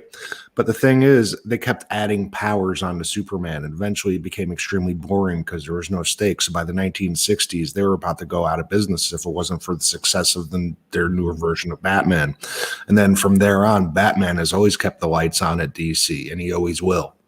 Yeah, that's like what I'm saying. You got one Batman that could carry a whole fucking company of failures. Well, you have 2 sets of movies that made probably close to close to $2 billion overall. I'd be willing to bet between the Dark Knight trilogy and the original Batman films. Oh yeah, gangbusters, dude. Well, the Dark Knight alone was the highest grossing superhero movie until people who don't buy movies have that. I can't remember. It was either Infinity War or Endgame. I can't remember which, but yeah. Anyway, moving along though to the point of the article culture, I want to get your take on this a little bit too, because numbers wise, I've been saying this for a while. The studios still need the theaters, but this whole idea of we can do both the streaming and the theaters at the same time, and it works. How does it work? Because I still, even at $60 million that they made in streaming, which is not anything to choke at if it's true, but I just don't know. Okay, so let's talk about that from that from this side of the argument, which the Variety article actually did a good job of breaking down as well. The streaming service allows the the studio, the film company, Disney in this case, to collect a giant portion of the revenue instead of a tiny slice of the revenue, right. percent of the revenue, or whatever it is. So it allows them to, get to profitability faster with a film. The problem is this shows a glaring hole in how, I guess, how successful financially these films can be on just a streaming platform, because they obviously can't. I mean, if Black Widow were released only on Disney Plus Premier Access, even with, let's say, roughly 70 million Americans having Disney Plus, let's give that I'm being very generous, but let's say that, you only got 2 million people to pick up this film. Yeah. And so you get $60 million, but the thing cost you $200 million. And I have at some point I will gather enough information to know what the, promotional and advertisement budget for this was. And then we can talk real numbers, because I think this is going to be, I think the promotion budget may have made that hit the 3 times number. I don't know. See, you bring up a great point, because did they spend money promoting this thing and they made less money on it than they used promoting it? Well, and we often talk about, especially with this film, we were talking about it specifically in regards to MGM's Bond film. They were losing, reportedly, and they were the ones reporting it, $1 million a month. Yep. Well, that film wasn't in theaters. Just for interest on the loan. Just for interest? I was going to ask you that about Black Widow. When was it filmed, and how long has it been on the shelf? It's been pushed back 3 times. It was supposed to be out May of 2020. May of last year, a year ago. No, earlier. Was I remember like March, and then they pushed it to May. Possible. I was under the impression it was a 2-year-old movie. Well, at least filmed 2 years ago. Yeah, the filmed aspect, yes. Because people got to remember, it takes a year, sometimes a little more, to put some of these movies together with all the special effects, the editing, all that bullshit. And then if there's reshoots, and then last year really put a damper on a lot of things. That's why Wonder Woman never even got to do their scheduled reshoots. That's why they just put the movie out as one. Fuck it. But like, they're behind, but people forget that they had the backlog of these films, right? Like, and for Disney to sit on a movie like Black Widow, and even if it cost them $1 million or more a month in interest, it's not as big of a deal as it is to MGM. Who that $1 million, that's a big fucking deal to that company. Okay, I'm sorry. How many Marvel films have had to wait? I think they're pushed back by almost a year. Yeah, I have 4 in my head. Well, what they did was, instead of it was supposed to go Black Widow first, then the Disney Plus shows. Oh, I'm not even counting the shows. You're right. Right. So what they did is they reversed that now, and Spider-Man will be out this December or November. I can't remember which. So that's the next movie in line. No. And then in Eternals comes out first. Shang-Chi's in October. First week of September. September, right. So you got all these movies that were supposed to come out last year. So those are all kind of just pushed back to the end of this year, and they're just starting, or they're just finishing up Guardians 3, and I believe they're working on. And they just finished Spider-Man, which we said, and I think they're working. Either they're just getting started on, or they're in the midst of Doctor Strange. So, like, I mean, they're getting there. Like, things will be back on schedule now, pretty much from here on out. Like, let's be real. This movie, fuck this movie. As far as this is concerned, Fast and the Furious proved to me that the theaters are back, baby. Like, you can't stop them, and people will go see something they want to fucking see. I think this whole idea of their numbers real? Whose numbers are real? I think so. Because Fast and Furious is not on any streaming service. Oh, really? Right. And those movies always play well overseas. Yeah. And that was their strategy of releasing it first overseas in the markets that normally try to acquire pirate copies. I think that was pretty brilliant on their part. Well, I think they got the formula down with the last few films. Yeah. I think that was the one where they went in space with Machete. Yes. Aliens can do stuff now. Vin Diesel. It's about family. And it was made one on the original movie so much. Did you get a chance to see that video on Trejo with the Santa Claus outfit, Tom? No, I didn't get to actually see the video. I saw you made a deal about it, but I didn't actually get to check it out yet. Yeah, that's pretty funny, man. Anyways, but yeah, no, like, oh jeez. But yeah, bringing it back to what to what Mike was talking about before, Mexican Iron Man with the whole Andre's back. Deadline story.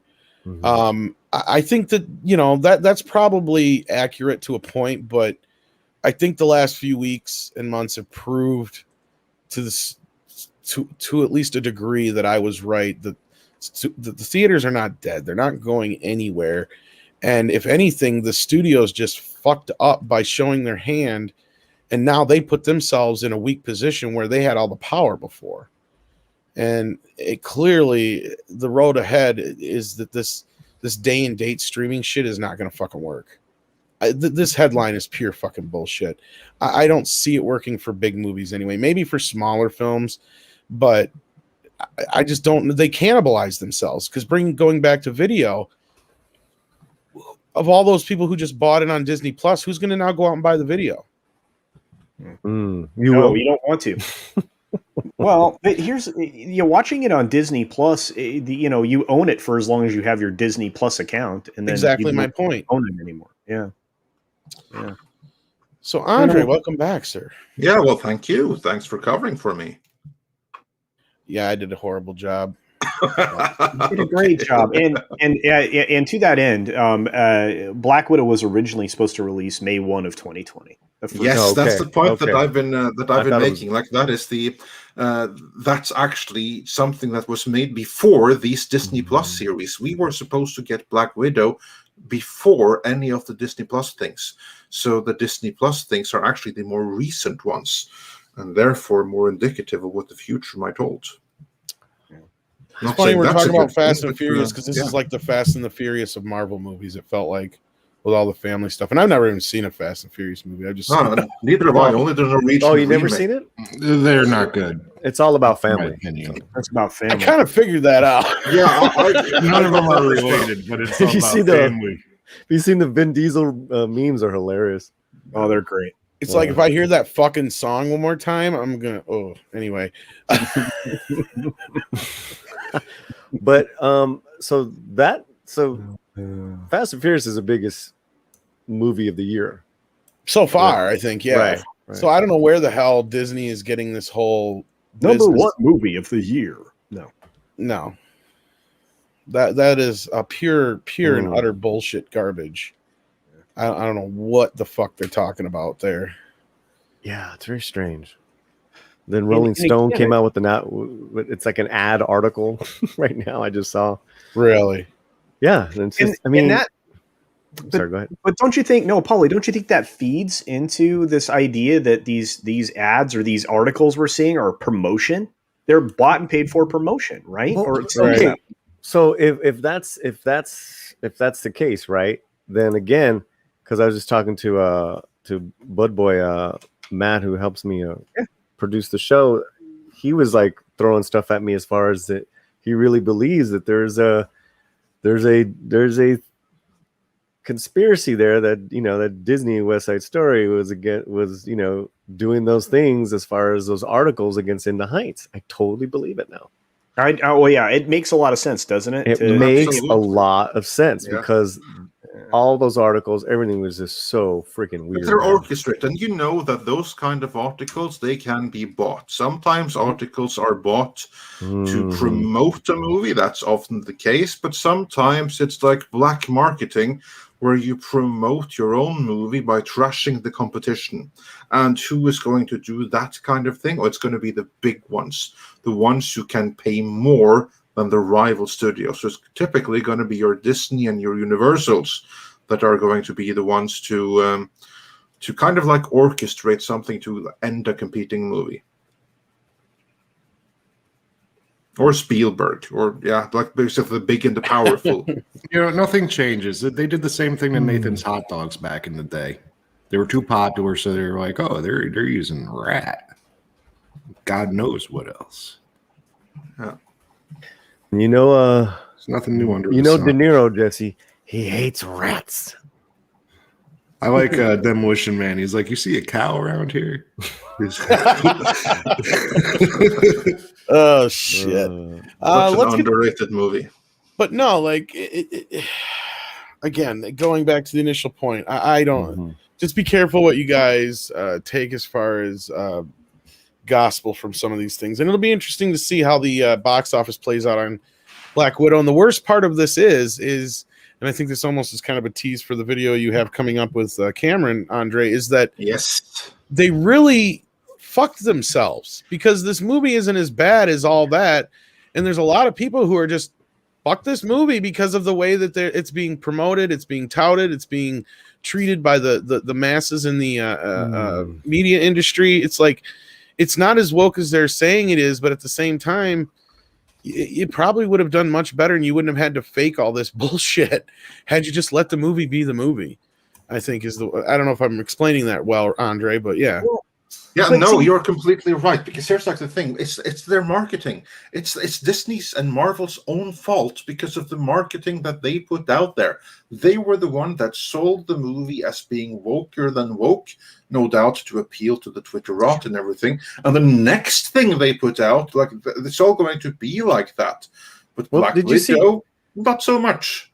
And we break down that with Cameron. Did you see the first 10 minutes of the movie?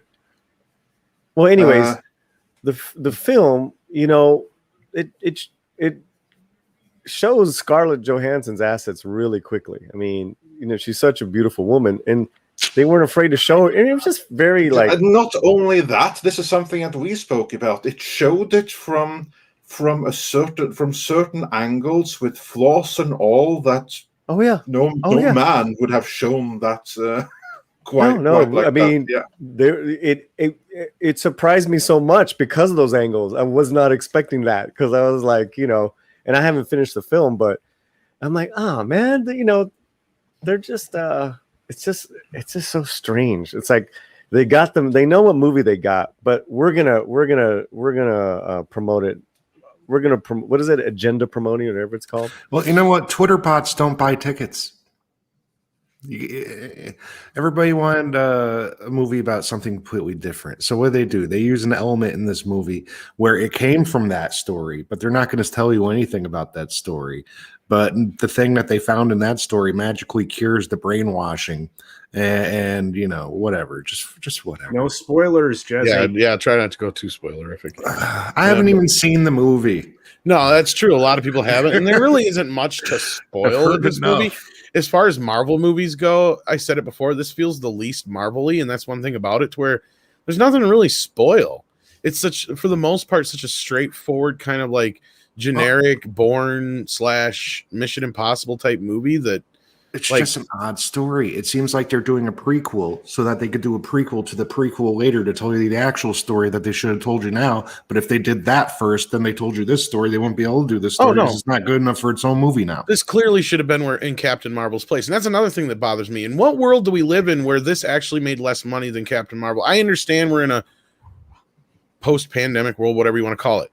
But as you pointed out, they made that good that 60 million chunk off the Disney Plus, if we're supposed to believe that. That's only 2 million people. Put that 2 million people into box office numbers. And not only that, okay, what did they leave on the table with the family element?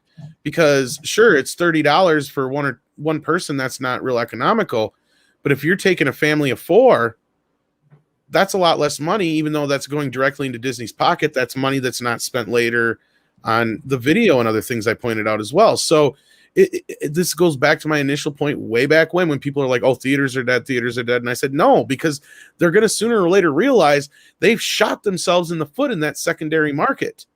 You know, even though I just $30 is just too much for me to want to rent something. Basically, the videos, they made more on the videos than they ever will probably on the fucking Disney Plus side of things, because half the reason people are doing this now is because it's a Marvel movie and they had the ability to watch it at home. Yep. But going back to the article I was saying, though, is Yeah, just a second, just to let me finish my point here. No, that's fine. But just to go back to the headline of that article, where do they have the proof in this pudding that this is going to work every time like this? We've had more times where it clearly hasn't worked between Mulan and Cruella and those other movies, as opposed to this one. And Jesse, sorry, what was your question? Yeah, do you think with all the chaos going on in the current situation that this is going to, the end result for the consumer and this is that they're going to jack up ticket prices a lot? Here's the thing, and this is what I keep reminding people, is the reason why theaters, 90% of the shit that people hate about a theater is the studio's fault. It's because the studio has expected 75 to 90% of the opening weekend box office, which is the biggest chunk of the box office a movie gets.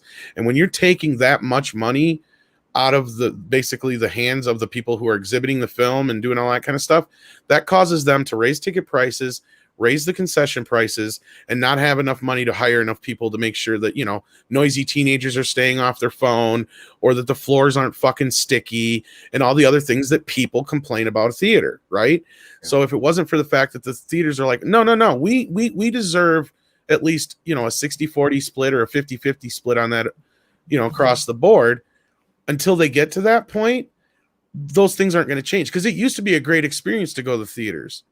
And you brought up about the people that actually have to go in and work. And not only that cheap, but yeah. Usually in a movie theater, you got about 5 or 10 minutes to clean the theater, right?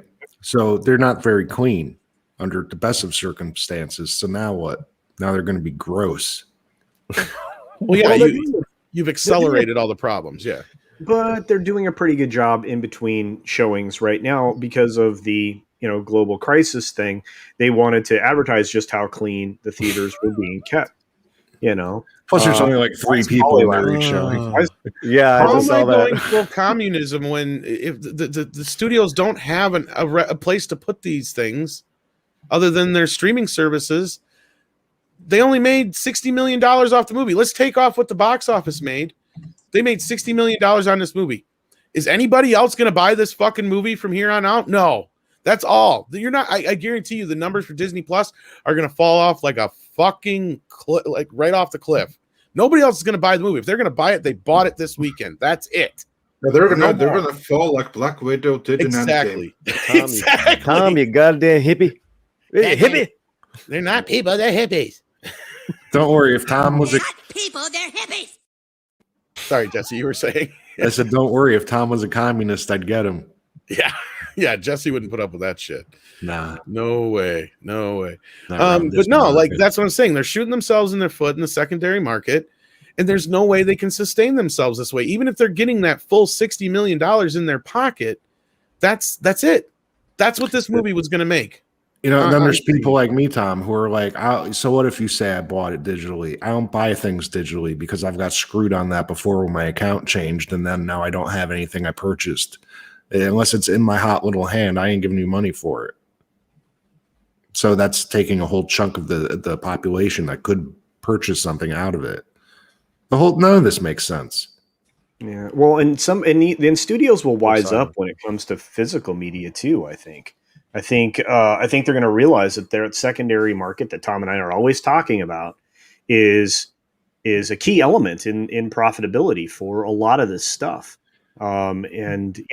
It's dirt cheap to print 100,000 copies of a Blu-ray and put it in a plastic box with a piece of paper in it that describes the film. Tom, you don't love family? I hate families. But you know what? With let's say a Blu-ray, right? Now take the Goonies. Mm-hmm. You could have 50 different re-releases of the Goonies. It's always going to sell. But now you take a movie from nowadays, in 20 years, is anybody going to give a shit? No.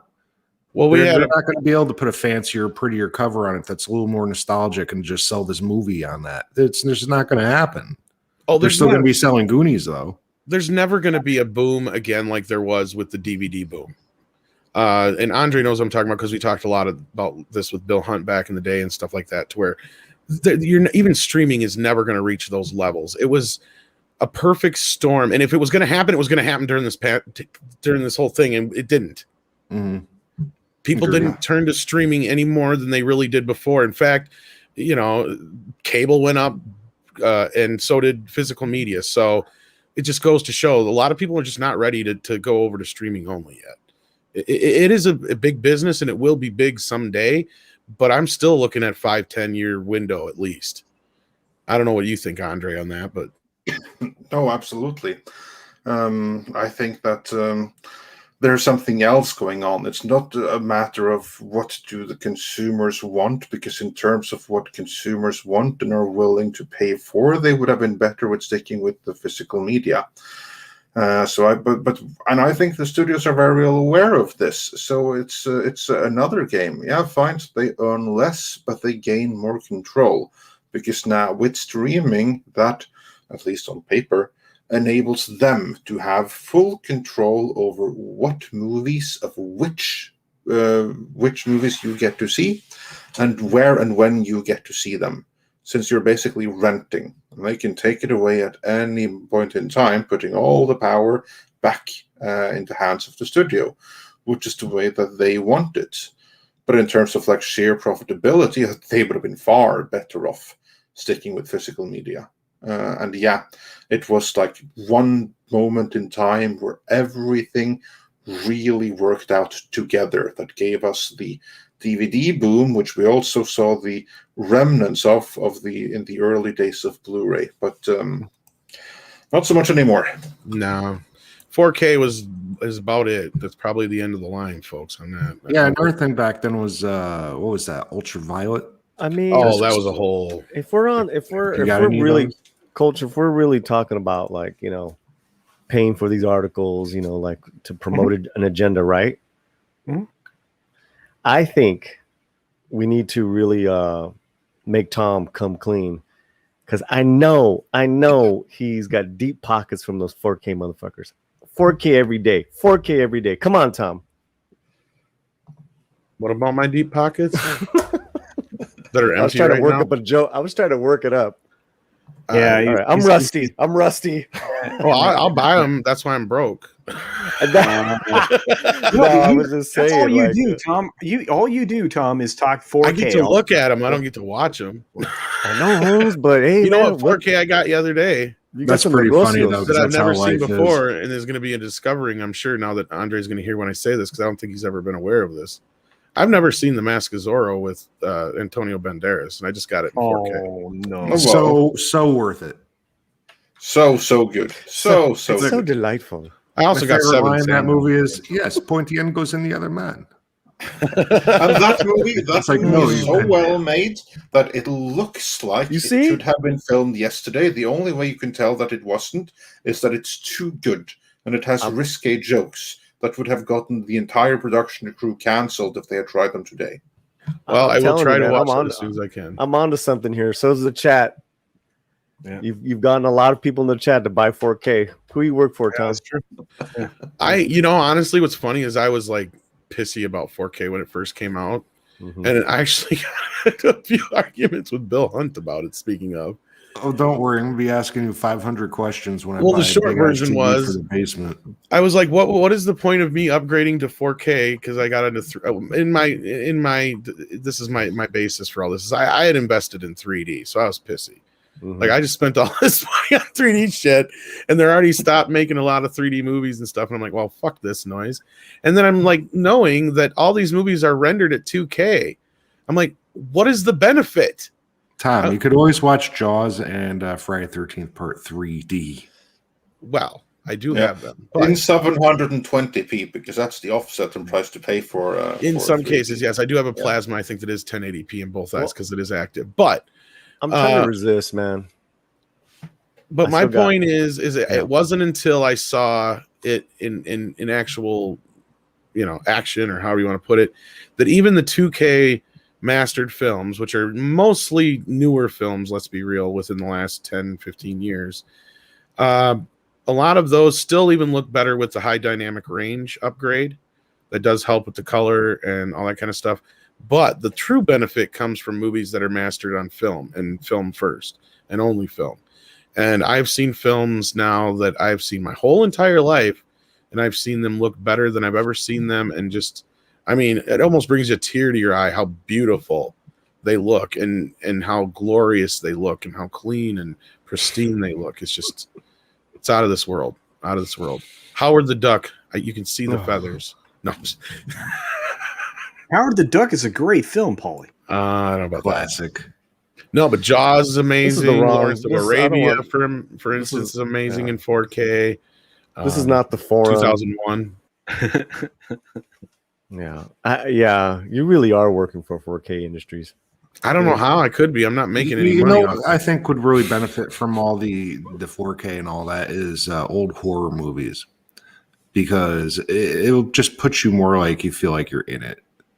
Nice dark. All I have are the DVDs, and Tom keeps saying like, you gotta get the 4K. You know, this is Blu-ray. funny. And I'm going to get off this because we got to get onto the super chats. Yeah. Lindsay brings up Duck Tits in 4K. I watched that beginning scene.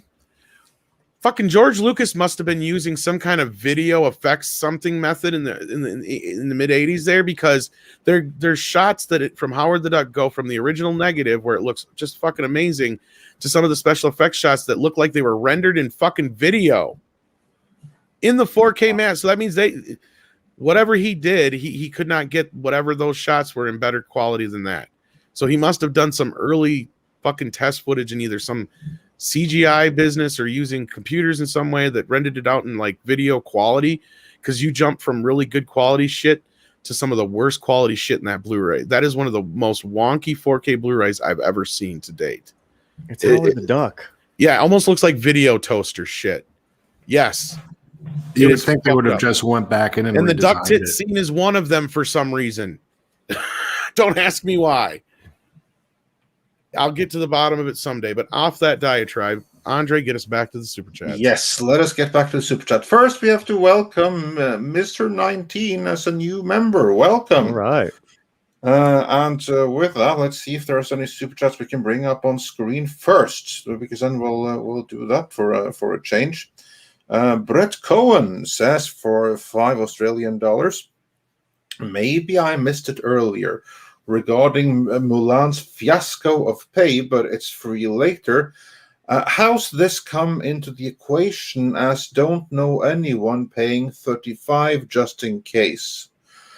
Well, yeah, culture. What's your thoughts on that? How is like this Disney premium where you have to like pay $30 at least if you're in the US? Is it such an awesome model? Evidently, it must be, since they keep on doing it. Or, what do you think? It underperforms. Again, I mean, and Tom and I made the point a few moments ago, and Tom, kept going over it. It's that, the film makes a more profit on Disney Plus if it gets to an audience of 2 million people, than maybe it did in the theaters with all the promotion and everything else tied into that.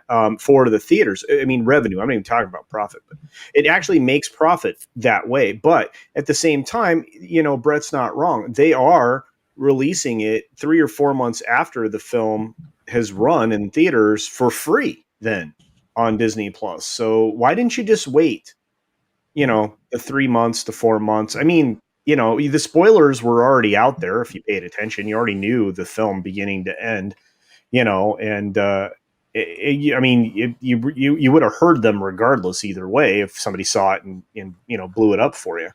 But I don't know. It doesn't make sense to me either, Brett. But hey, this is the way Disney chose to do it. And it's one of the ways that they've deviated from, a very effective model that we were just talking about. The primary market, theaters, secondary market, video sales, physical media. Third market is the release on the movie channels and the pay cable places, and then the fourth market would be their own stuff in television. Right, the television market. So you're messing up your media, your financial streams, your profitability on your films is got to be right up front. And I don't see how that does that now. I just don't. Yeah. And then let's see, moving on with this more super chats we can bring up on screen here. There are no more that we can get on screen.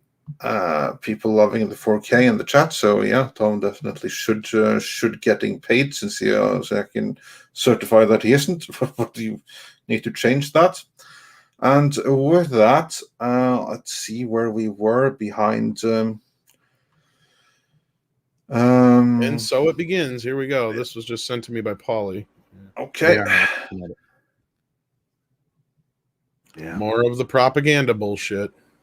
Yep. I'll enjoy that $60 million because that's all you're gonna fucking make off it. Well, if you know what, control scroll wheel that so the audience can see it to make it bigger. Real quick, how much did this cost to make again? I believe the budget was 200 million. Eesh. And a big chunk of that was salary straight to Scarlett Johansson, who's really complaining about the women being underappreciated and underpaid and everything like that. So she's laughing all the way to the bank. Yeah. She basically got paid what they made on Disney Plus. yeah, pretty much. Yeah. Look at the sub headline under the main headline. The conglomerate says the superhero pick made more than $60 million on Disney Plus Premier Access during its opening weekend, a sizable 27% of its global 218 million hybrid streaming box office debut. The hybrid part, another thing. Yeah. So would they pay her about 20? Oh, fuck no. She got paid like 3 times or twice that. Yeah, that's closer to 60. Wait, 140. Closer to 60. She got paid $40 million? No, more. Much more. Is she married?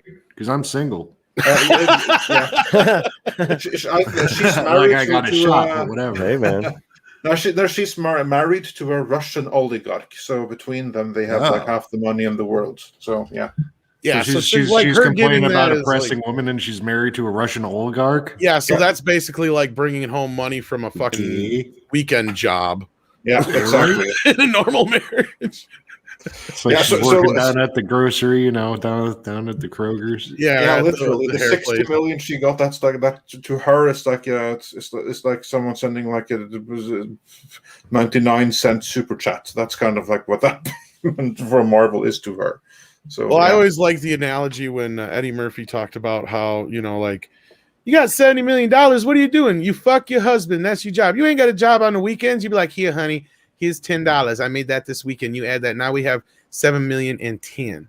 It's like, you ain't doing shit.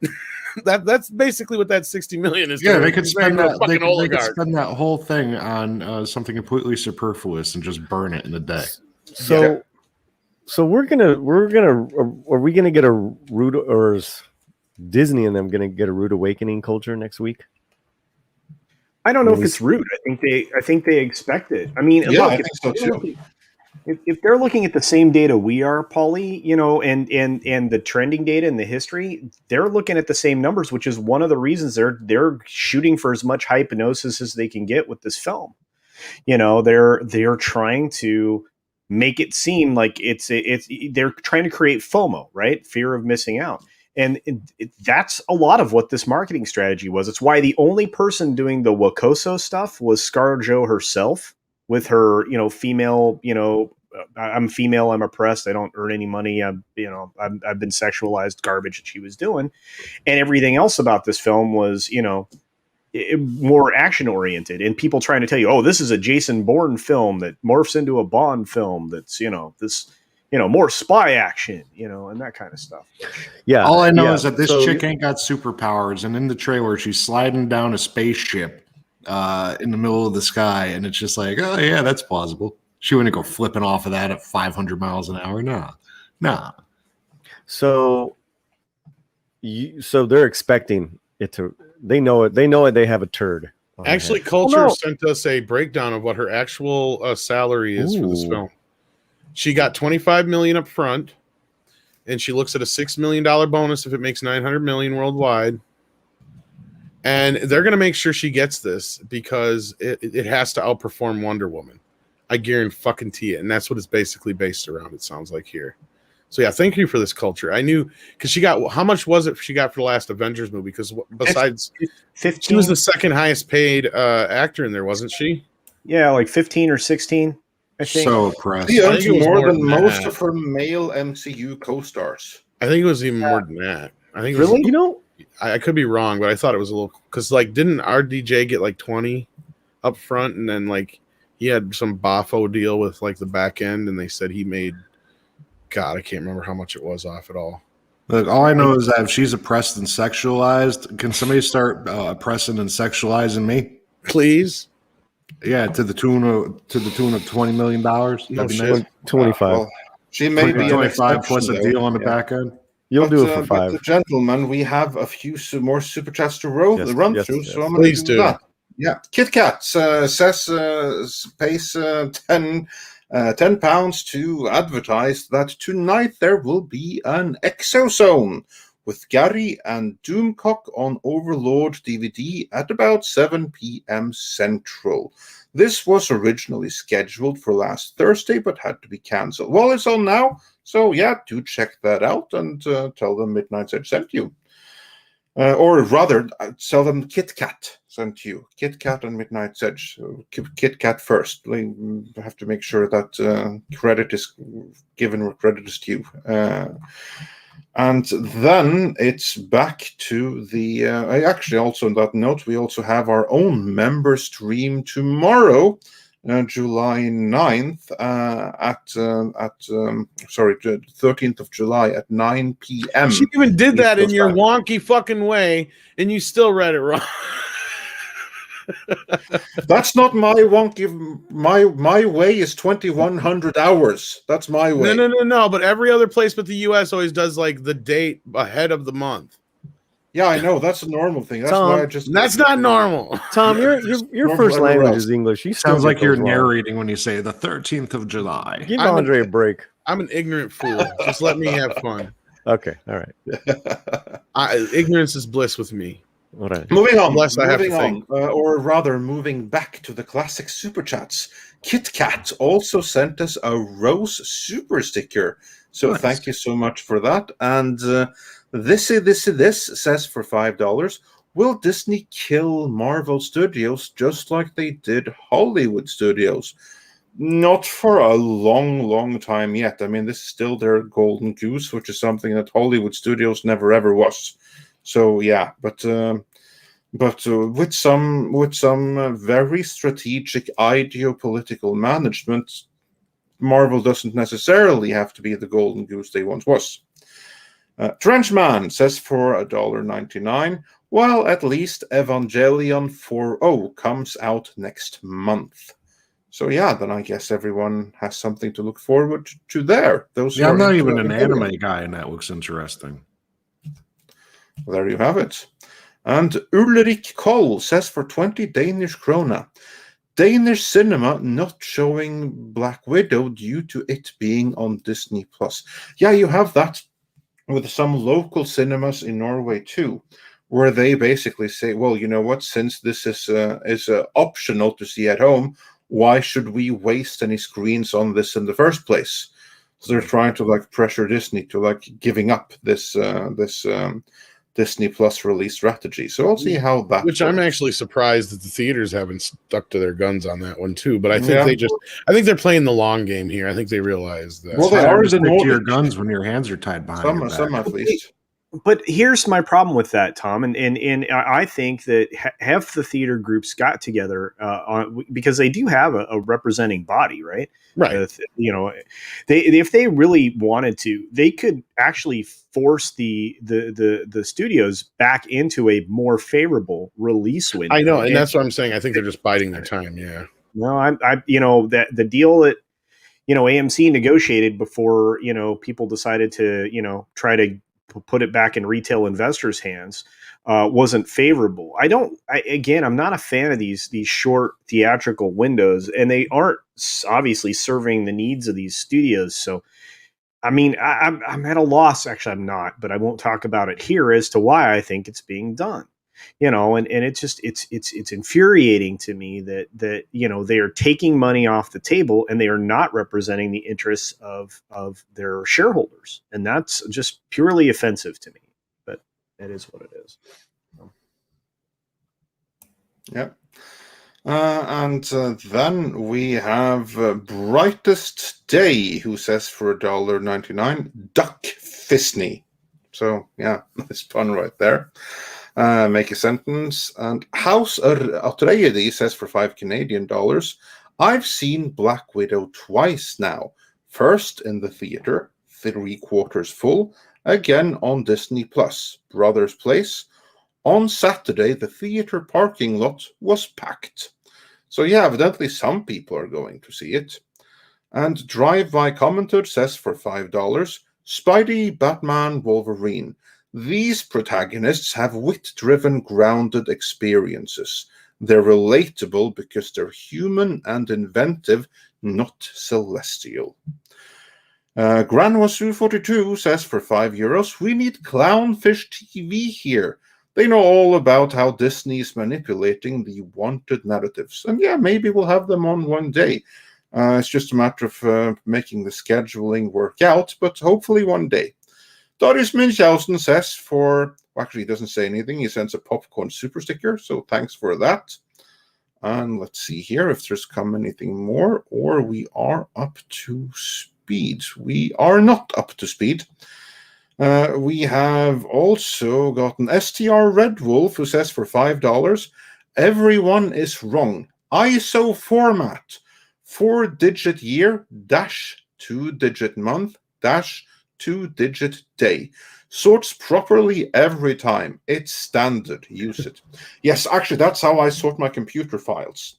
Any computer file that needs to be sorted by date, you want to sort it in ISO format, meaning year, month, day. That's how you get it in order when you have a ton of files in one folder. So yeah, use ISO. Melvin Belliard says for $5, I'm a bit slow when it comes to Hollywood relationships, but I thought Scarlett was going out with the white guy from SNL who does their weekend update. And I'm pretty sure she married that Russian dude. But, yeah, I'm pretty sure that guy from they broke up Weekend Update ain't years hitting ago. that. Yeah, I would say that was a few years ago. I think they broke up. She actually dated that guy? Maybe I do have a chance. No, she's not after the oligarch, man. I believe she might die. Oligarchs are usually old guys. She married. I'm pretty sure she married Colin Yost. In fact, she's pregnant. That was a story 5 days ago. Then who the hell are you thinking of, Andre? Well, I don't remember. I thought she was with some Russian oligarch or something. I think that's one way to lock it down. Yeah, I think she had been a while ago, and there are a lot of actresses that I don't pay attention. Oh, she used to be Roman Duriak. Yeah, maybe something. That's her ex-husband. Oh, okay. Well, now she's with Colin Yost, so it's the other way around. So she's with the guy now from set. Oh, so she downgraded. Yeah, that was quite a downgrade. You got a chance, Jesse. Yeah, Kaylee Scarlett Joe. I just got to wait a couple of years for her to become a has-been. Scarlett Joe. Give Jesse a chance. Give Jesse we'll get into a chance. that more on Mead. Yeah, Donnie has the dates in the chat. That's right. Yep. and here Kaylee Cuoco married a billionaire. One of the Intuit people. Yeah, Kaylee, whatever her name is, the blonde chick. Yeah, big Bang Theory chick. Oh, yeah, she married a billionaire, the Intuit guy, right? Cuculio.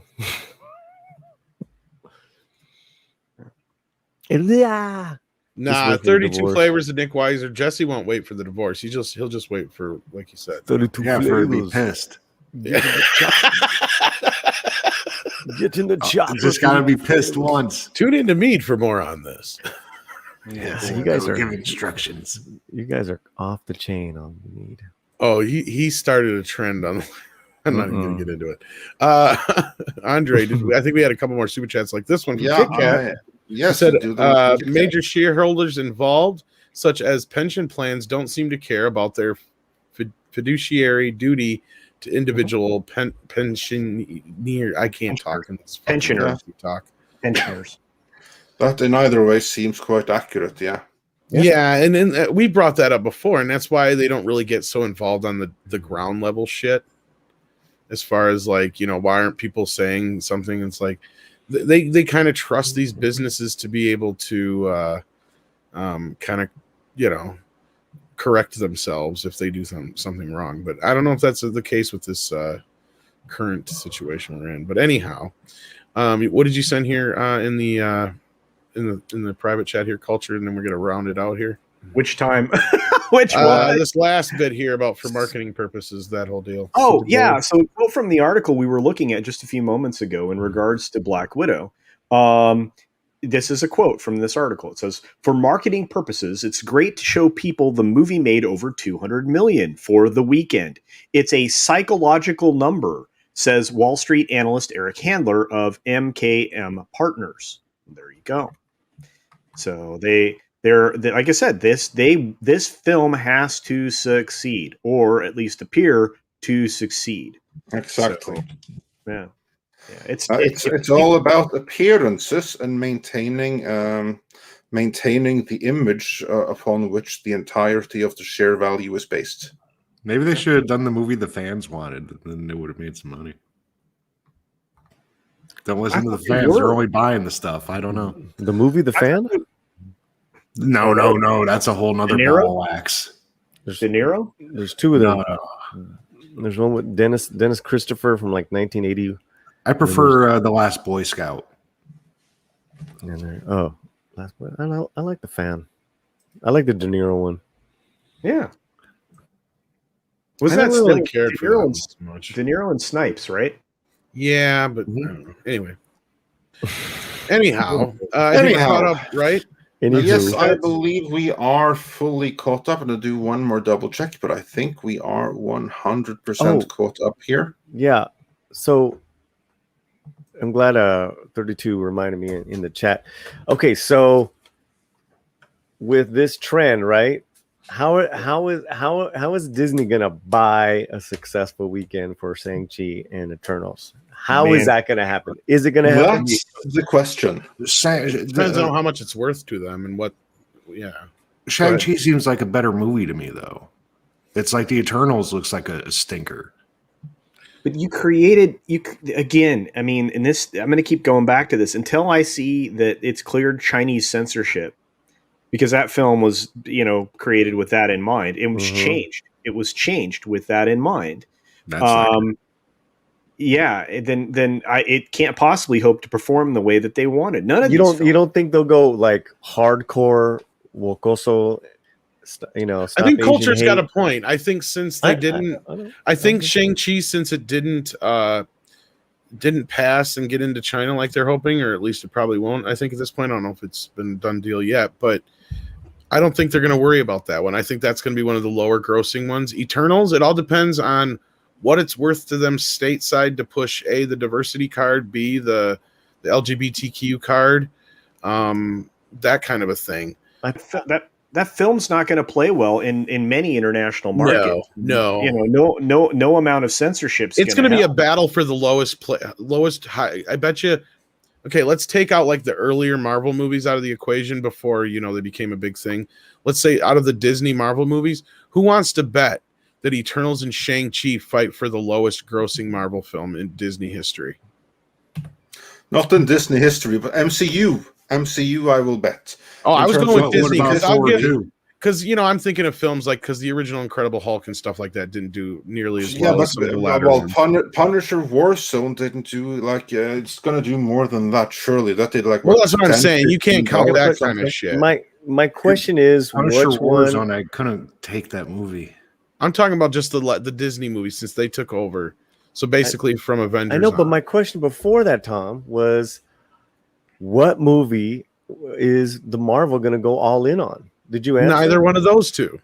Out of the two. No. Neither. And if they're going to go more in, it's going to be Eternals. Spider-Man. Spider-Man's not in it. Spider-Man's. Where are the wrong choices? But I get what Paulie's asking. Andre's right that Shang-Chi's a lost Spider-Man's cause. going to be the big one. You think so? You think Shang-Chi, unless China changes their mind, Shang-Chi's a lost cause. You don't think they'll just do the whole American Asian thing? Oh, they might. Oh, yeah, they're definitely going. But it's not what I think. It might, but look, it's so you've already got fashion. It's going to be the same movie as Snake Eyes, but with far magic. more diverse cast in the Eternals, plus the LGBTQ representation. That is where you put your money. Okay. Shang-Chi's a lost fucking cause. The toys are already out there on the shelves. They ain't selling. Nobody gives a shit. Can I ask the? And I actually wanted to see that movie. But anyway, can I ask the chat the same question then? Yeah. Please. Okay. Chat. Marvel will put their marketing agenda money more behind Shang-Chi or the Eternals. An S for Shang-Chi, an E for Eternals. What is your choice? Sorry. yeah, this is what I'm saying, Chris. Eternals has all the check boxes. Shang-Chi only has like one. Yeah. So it's Which like is the better nobody value cares. for them. But it looks so boring. I have Eternals number 1. I should be rooting for this I mean, movie just to Shang-Chi's inflate the to me gonna value be a of the better comic film book, and I won't even do of the that. two. Yeah, Eternals. Okay. None of the above. If I were them, I would save every nickel for those promotional campaigns and push it towards the Doctor Strange sequel. You know? That's good thinking. They don't have to for that one. They got Spider-Man to sell the fuck out of that one. Yeah, but that's the thing. Like Andre brought up the new Spider-Man movie. At work, the normies are talking about the Spider-Man movie already. Exactly. They're all excited about it. That Tobey Spider-Man, Maguire might be in it. You see, we know what. Before we round off, this is what I think they're going to do. I think that they're going to try to salvage Black Widow because that's a traditional Marvel thing. If Shang-Chi and the Eternals fail, they can absorb that black eye. Right. It's fine because it's a new, untested thing. They can always excuse, we tried, but the market wasn't ready for it. But look, Marvel brand is still strong because Black Widow did good, and then Spider-Man came and did it all good again, and we have all the goodness with Doctor Strange. They can try with that narrative right there, and then basically write off the other ones that weren't familiar brands to begin with as a failed experiment. I think that's the only thing that they're going to do there. So it's all about propping up Black Widows, about propping up Spider-Man. The others they can sacrifice, I think. But culture, do you disagree? No, I mean, your reasoning is sound, but I look this Spider-Man film. That's Sony, right? It's that. It is Sony, but it's still the Marvel. It's brand. a 50-50 co-production now. Yeah. Well, yeah. After that deal, reportedly 50-50 across the board, and all of that. Forget about that one movie. If that goes down, it has more damage to the Marvel brand as a whole. So they don't want to see that damage. It's more damaging to Marvel if Spider-Man fails in the long term than if Eternals fails. Oh, no, God, I agree. yeah. I agree with you. I think they're going to put a lot of money into Spider-Man. I think they're going to put a ton of money into Doctor Strange. And what they need to do is they need to hire the marketing folks that are doing the Jungle Cruise marketing, because even though that is a man versus woman kind of a presentation, they're doing it a la the Romancing the Stone kind of presentation. And I think that film might surprise people, and I think the marketing is working because they've released two trailers. One is male centric and one is female centric, and they've been having banter back and forth. It's very, very well done. Again, you're talking about the cruise one? Yeah, Jungle Cruise. Yeah, that looks good. Yeah, and I think that film will surprise people. It is a lot more family oriented, and I think if that type of marketing is successful, they'll reevaluate how they're going to go about doing these other things.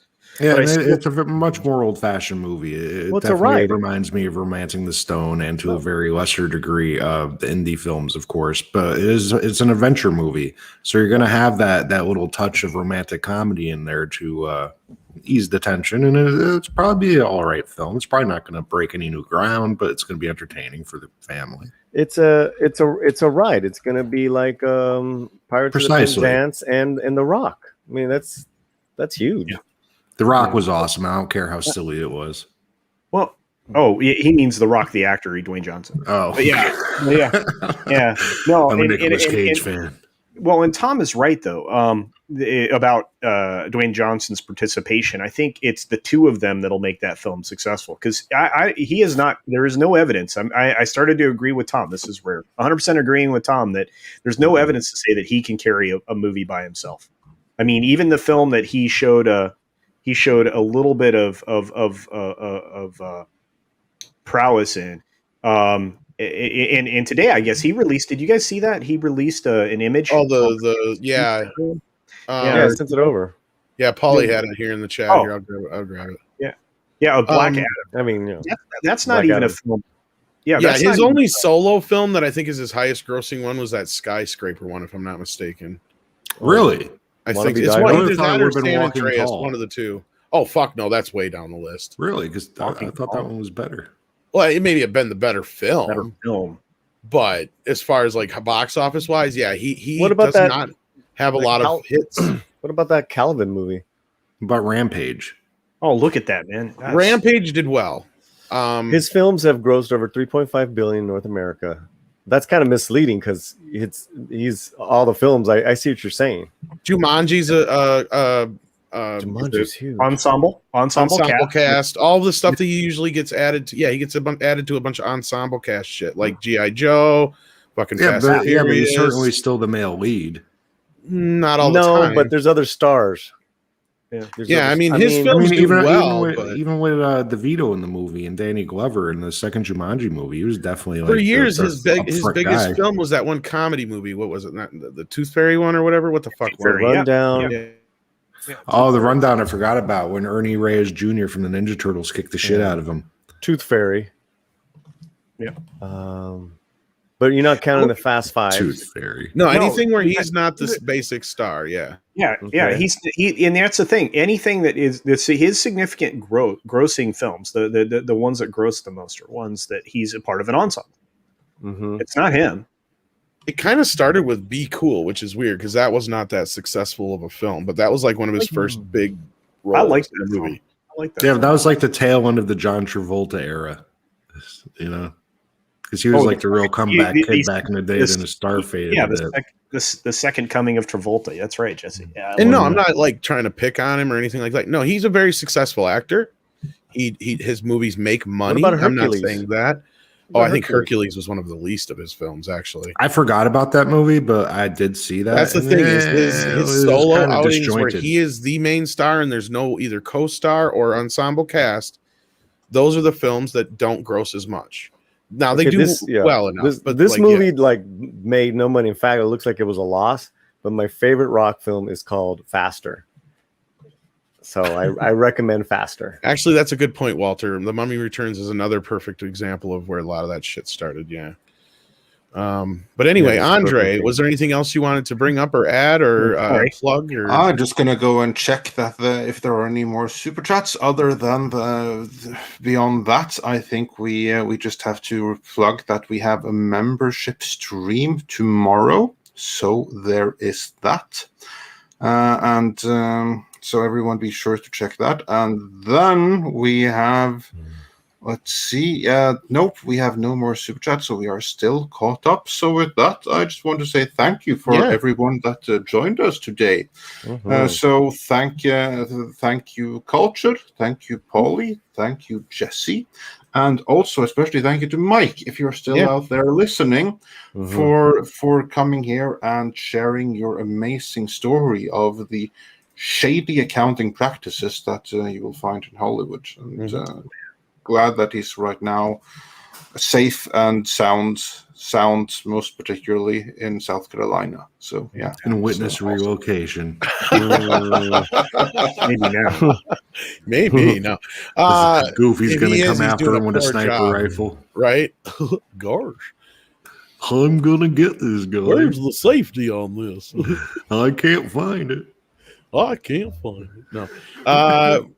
I just want to thank everybody as always for making this show a success. Every day you guys show up here, it means a lot to us. I want to thank the Wrenches for their tireless work.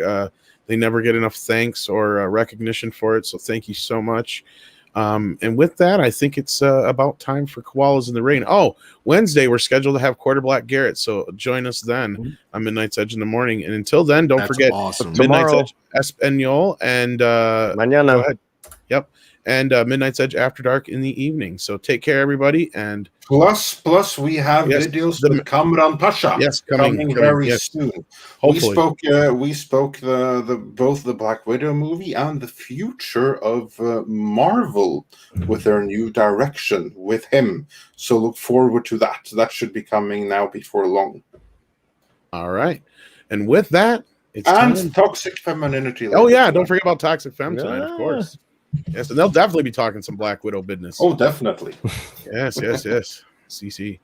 How's my Spanish getting there, Polly? That's like 5 phrases I've used words.